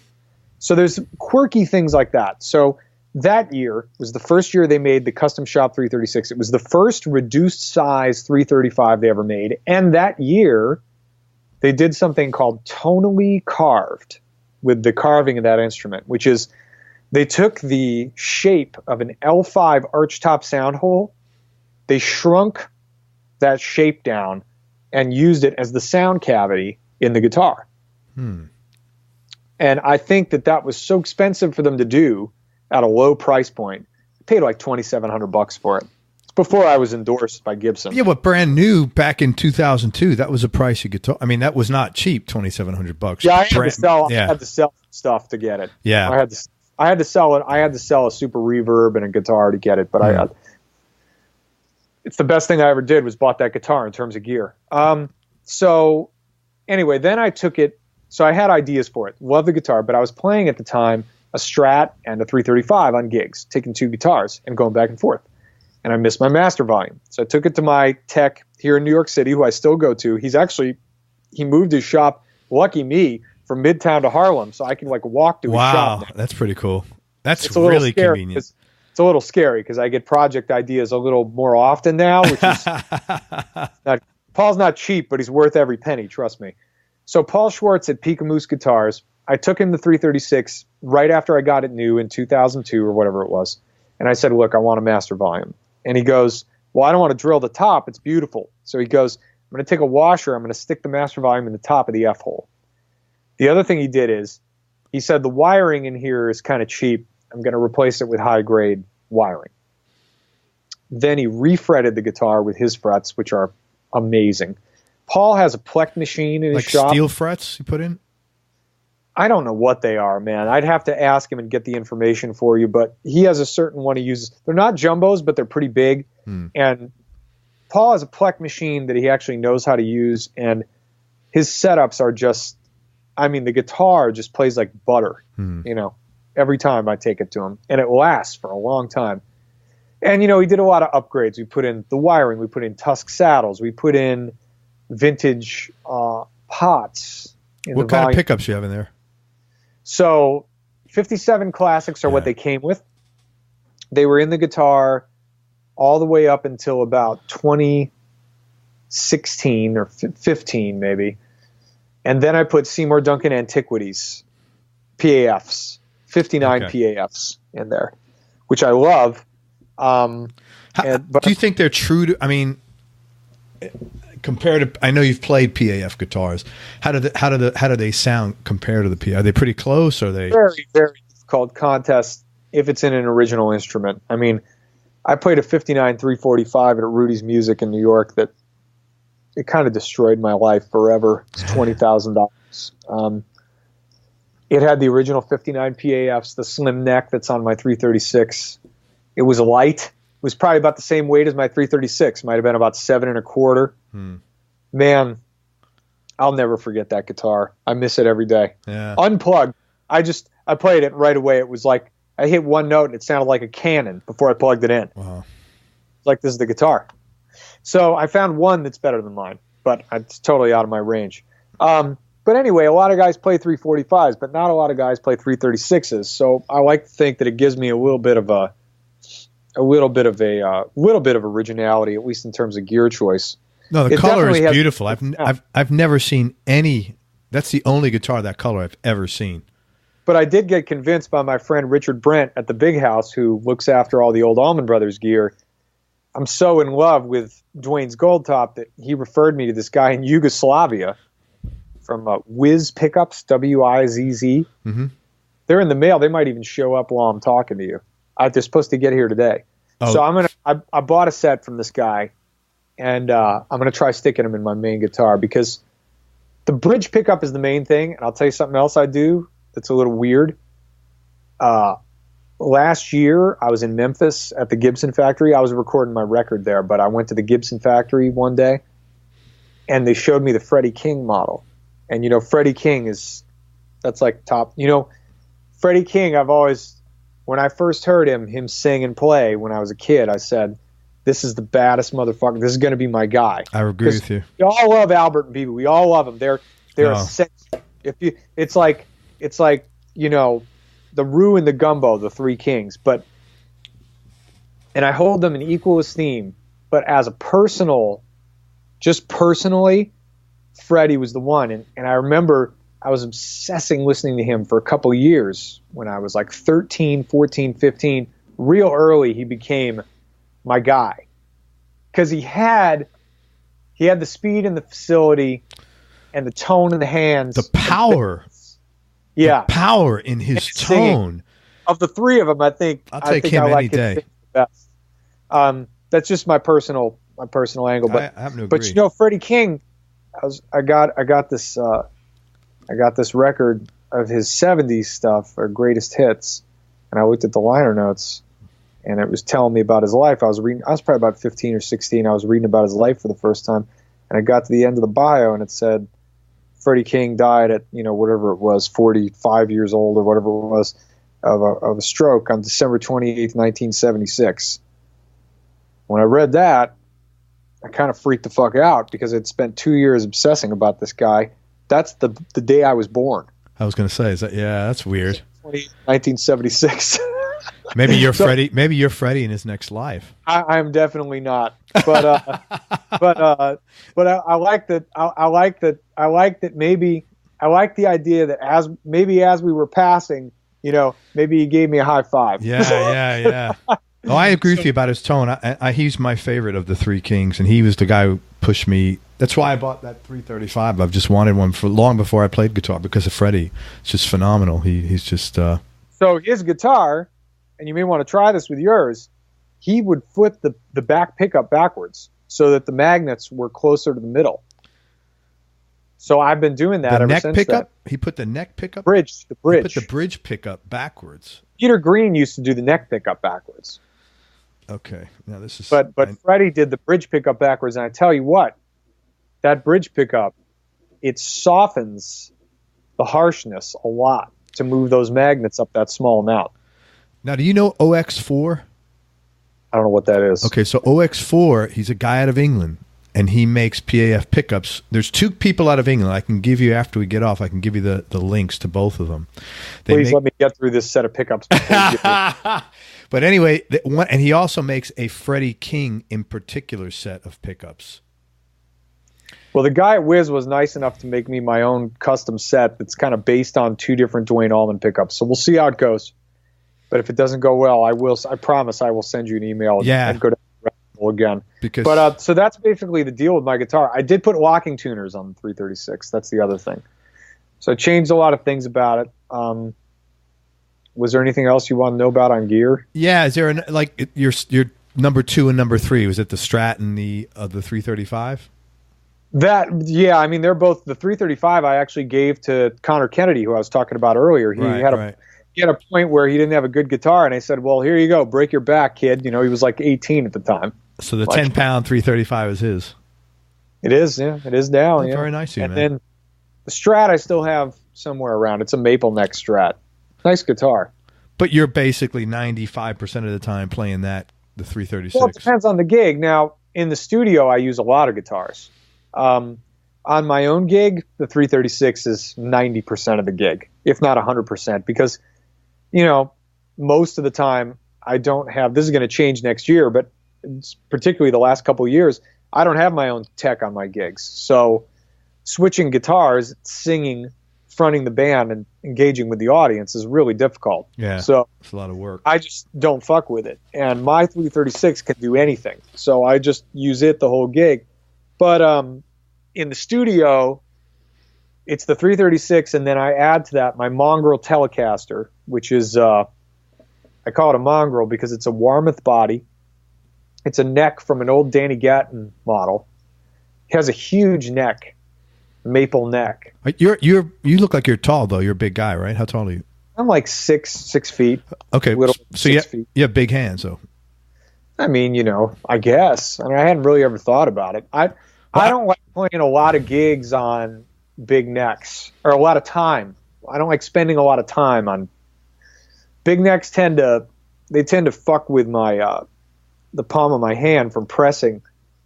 That's why I love that slim Gibson neck, is because I can just play it and never get fatigued. But this fat neck on a Swamp Ash Telly, it does something to it tonally. And the guitar, my Mongrel Telecaster, it weighs like 5 pounds. Wow, that's nice. The tone is fucking huge on this thing. And it's spanky, too, in all the right ways. So that's my guitar for rhythm. Like, if I'm doing any rhythm part on a record, if I'm doing rhythm section work, even if I'm doing crunchier chords with distortion, where it's chords, it's that guitar. Usually in the middle position. Seymour Duncan Antiquities also on that. I think it's like their 52 Telly ones. And I love recording with that guitar because the chords are just they have the right amount of chime and cut. I used it all over Southern Blood for the rhythm stuff, and my record too that you're going to hear that's coming out. And then the third guitar is the Harmony Bobcat, which I think we already talked about. Yeah, right? I love the harmonies, man. That's my slide guitar in the studio. Like I said, live I'll just play slide on whatever, but those gold foil pickups, that guitar, particular resonance, also use that for is that a single pickup or two pickups on that? Mine has two pickups. They made something with a single pickup. Mine has front and back. I'm looking to get one of those now since I played a couple when I was in Nashville. They just sound so fucking cool, man. $400, man. I know. I'm looking at fine ones. Some of the people, they've already rehabbed them and they want like $1,200. I'm like, no. Whoa. Yeah. I'm not. Depends. I mean, mine has had some issues that I've had to have straightened out. Like they buzz sometimes and they can be finicky, but they're worth it. Oh, they sound amazing, man. And plus, I'd like to have an old guitar, you know. Yeah. How much time do we have left? And I'll got about another 10 minutes before I got to run. All right, man. So tell me something about yourself people would either be surprised to hear or would find a little odd. That's an interesting question. Find a little odd. About which aspect of my life? I don't know. You tell me, man. This is you tell me. You pick it. Well, you know, I mean, there's not much. I don't know what would be surprising about me. I'm actually, you know, I mean, in general, you know, my life is pretty streamlined. I mean, we've spoken about, you know, I'm happily married and I'm a dad of two boys, and you know, I just love to play music. I mean, that's pretty much, you know, food is my other passion. You know, my wife is cooking. Oh, my wife's she's French and she's a trained pastry chef. She went to the French culinary and worked at some big restaurants in New York, and now she's a food stylist for food photographers for magazines and stuff. But much more stable life than the restaurant life. Yeah. But I love to cook and go out to eat, and especially my wife's food, which is, for me, that's the best. That's awesome. That's my comfort food, is what she does. But yeah, I mean, it's pretty simple, man. I mean, I'm kind of a nerd, you know. I've always been like, I'm deep in books all the time, and records and movies, and you know, we used to be we're too busy these days, but we used to be members at the Film Forum here in New York, and go down to West 4th Street and look at the on the IFC. We were carrying cards for a while when we first met. How'd you guys meet? That's actually it's a pretty good story. Her friend Alicia was a friend of mine at the time who was dating a drummer I was working with, this cat Dave Hoffman, and I had a gig, and I was newly single. I was 22 or 23. Mm-hmm. And my friend Katie Foffel was good friends with this girl, Alicia. It's becoming like a long game of telephone here, but hopefully it's making sense. And my friend Katie and Alicia said, our friend Alban is in town, and I think, when you meet her, you're going to fall in love with her. And I was like, all right. I'm like, look, I don't want to get in another relationship. I just got out of one. Mm-hmm. I'm single and ready to mingle. Forget about it. And the first time I met Alban, I think it was Alicia or Katie. I can't remember who. I'm sorry that I can't. I was playing at a club called Baby Jupiter on the Lower East Side. That was a great, funky joint, man. I miss it all the time. It was really, but there was all kinds of crooked, shit going on with the club, and they ended up getting busted by the cops eventually. But man, it was the coolest place to play. And we were playing there with Katie, and I think it was her or Alicia came up to me and said, hey man, so our friend Alban, her name is Alban, our friend Alban is here, and she's 20 and the bouncer won't let her in. Can you go open the stage door so she can get into the club? And I went opened the stage door, and there she was. And that was the first time we ever met. And I was like, all right, well, this could be trouble. and then over the course of a week or two, it just I was playing almost every night, and Alicia and her kept coming to the gigs because she loves music just like I do, and we just really hit it off, man. We've kind of never looked back. Cool. I want to tell everybody that Scott had an ear to ear smile when he was telling this whole story, so that's kind of cool, man. Yeah, it's been an unbelievable ride.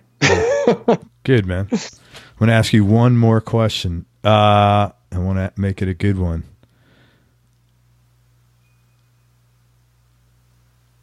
It's a tough question, so I'll ask it to you. What's the toughest decision you've ever had to make, or the hardest thing you had to do? Wow, that's pretty loaded. Deep shit here, man. That's pretty loaded. We don't talk about the fish on the wall on this show. Yeah, we've definitely left the Yugoslavian pickup maker behind. You're like I told you this last time. You're very well read. Your memory recall for specific details, your history and knowledge of music is phenomenal. So I don't know. Maybe I should smoke more weed. I don't know. No, I mean I can't attribute it to the weed. Like I said, I'm too type A to be a stoner, man. That's my deal, basically. Yeah, I have my sojourns into the dark side throughout my past, but I've never spent much time there. Yeah, I'm so let's see. The hardest decision you had to make, toughest decision you had to make, or the hardest thing you ever had to do. I mean, there's a lot of personal moments, and we definitely don't have enough time, or I don't have the energy or desire to go into no, you don't need to review all that on a guitar podcast. But absolutely. I think again, I would keep it, in terms of my experience being a guitar player, being in the music business and everything. I mean, honestly, this year, I would file 2017 as the hardest. between losing Gregg and then having to figure out what you're going to do when you grow up again. Yeah, and just sure. I would just say 2017. Pretty much everything about it. Everything about it, in my personal life, in my career, politically and culturally in our country, everything about it is the hardest shit I've had to face every day. But then there's the glimmers of hope. There's things that have happened. I mean, this last week, I got the first Grammy nomination of my career, so it's... I didn't know that, man. Congratulations. Yeah, so thank you. It was for the song I wrote with Gregg, My Only True Friend. And then, of course, for the album Southern Blood. They're both nominated in the Americana category. So that's been an incredible development. I mean, to be a Grammy nominee, and I'm taking my wife to the Grammys. They're in New York City for the first time in like 20 years, which is pretty amazing. So great. We don't have to go out to L.A. And of course, I mean, the biggest thing this year, the two biggest things are we're losing Gregg and the birth of my son, Lewin, who's my second child, who's now about 9 months old. Those things coinciding in the same year, Lewin was born in February. Gregg passed away in May of this last year. It's been tumultuous, man. So a little bittersweet. Very, very much so. But it's the whole ball of wax is very difficult. But out of this stuff, I try to just use it as fuel to progress. And I can tell you that next year, I mean, my manager Jesse and I, we're building our own record label, and we're getting ready to do this whole thing our way.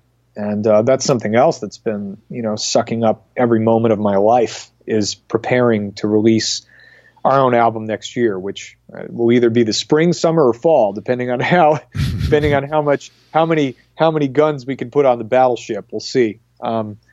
But we've got a great team, and we're building a new band right now. I mean, my bass player, Brett Bass, who I also got in the Gregg Allman band, is going to continue on with us. But the rest of the band is kind of in flux. So we're going to see about, changing up the band. Probably going to be doing a lot of power trio gigs because of, the budgets and stuff. And we launched our own merch line for the first time this last year in October. That really looks great, and it's been doing well for us.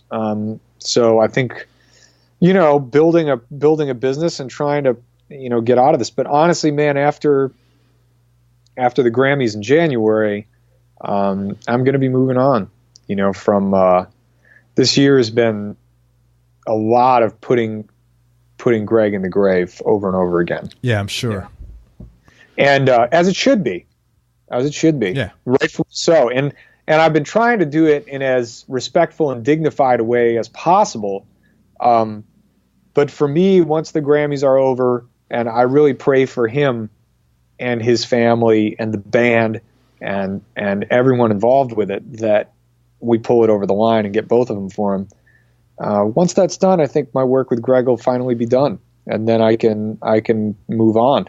And it's scary, but look, man, I got music to burn. I got a whole record in the can, and I got a whole nother record written, and I got 4 records sitting on Spotify and iTunes for people to discover. So, and I feel like honestly, man, I am right now this year at my peak as a singer, songwriter, and guitar player thus far, and I feel like I have a long way to go, but I feel like I'm ready to do my thing full time and try to protect the music. I mean, that's what we have to do.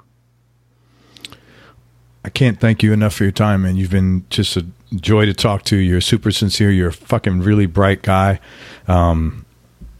Yeah, I really appreciate it. If I could do anything to help you in any of those endeavors, let me know.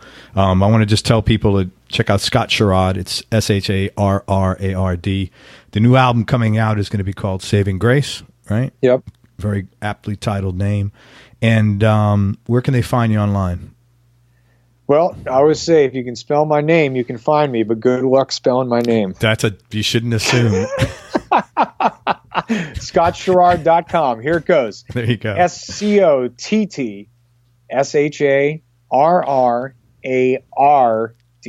ScottSharrard.com. Everything's there. We're on social media, Facebook, Instagram, all that stuff. I don't even know if we have a Twitter. I try to stay away from it. It seems like a zone of infinite poison. Yeah, I don't have that. I don't go near that. I have no time. I like Instagram because you just put up a picture and say a quick thing and you're out. That's why I like Instagram. Man, thank you. Thanks for everything. I really appreciate it. You've been real sweet with your time and real generous, and I appreciate it. And I hope a bunch of new eyeballs come on you from this. Thanks, man. This is the most unconventional guitar show I've ever been on. So good. I'm taking that as a positive. That's pretty cool. I think you've carved out your own angle here, and it's a relief. I mean, I don't want to sit around and talk about string tension, Yeah. Well, there's other places that do that. I don't know about string tension, so I can't fucking talk about it. It'd be like talking about. I'm not sure I can either. Well, I mean, there's guys that do that. It's just not my thing. It's like, talking about engines. I don't know engines. I know that if I put the key in the car, turn it, counterclockwise, it'll start the engine. So, I mean, I don't know what else more, I like that you had to think about that. That's kind of how my mind works with mechanics. It's just, trying to think it left, right. One good thing about living in New York City is I got a super who lives on the first floor of my building. So right. I don't really have to answer any questions. That's right, man. I hear you. Hey, listen, man, thank you so much for your time. Everybody check out Scott Sharrard, ScottSharrard.com. He's a phenomenal musician. He's a great player. He's a great writer. I've checked out a few of the songs in Saving Grace. It's a beautiful album. And I give you a lot of credit because I think that you're looking at this whole Gregg thing in a realistic, healthy manner, because I think it's, it is what it is, and it has impacted your life in a certain way for the better and for the worse. And I think you're not, pretending anything, and you made peace with yourself, it sounds like, and you're ready to move on. And I think, well, he was a beautiful cat, man. I mean, I can't say enough positive things about him. I mean, I'd give it all back just to sit down with him and have a laugh with him in the back of the bus again. It's a hell of a thing to lose someone like that, but he cheated out 3 years he never should have had. So, and we did as much as we could, and I'm very proud of my entire tenure with him, and I'm very proud of him as a human being. I think that he had a tough life, and I think that he went down a lot of blind alleys and got in a lot of trouble at times, and I think that also fueled his creativity in some ways, although I don't think it was necessary. I think it happened to. But in the time I knew him, he was in a decades-long reckoning with everything, and I think it was amazing to watch him transform and embrace his passing. I mean, it was a long illness, and he did it in a very a uniquely dignified and kind of inspiring way. Not all the time, because I mean, we're human beings, but particularly with his band and as a musician, I think he was just a great musician, man. And that's what the world needs. It needs great artists. So we're just going to keep trying to do our best. And, I appreciate you having me, man. This is a cool show. Good. Thanks, man. Hang on after we say goodbye. Hey, everybody, thank you so much for listening. Hope you enjoyed this interview. Thanks again so much to Scott Sharrard for spending time with us. He's awesome. Please check him out online, because he's just a great musician, and his heart is in the right place, and he's delivering some good stuff. Go to everyonelovesguitar.com. Sign up to get notified about future episodes, along with some cool stuff for guitar players. Now, be nice, go play a guitar, and most important, have fun. Till next time, peace and love, everybody. I am out. We hope you enjoyed this show. If you did, subscribe to the Everyone Loves Guitar podcast, and you can do this online at everyonelovesguitar.com or on iTunes. And if you like the show, please leave us a 5-star positive review. The more 5-star reviews we get, the higher our show ranks, and higher rankings mean we get to continue speaking with cool, interesting guests on our show. We'll see you on the next episode, and until then, keep playing your guitar and have fun making music.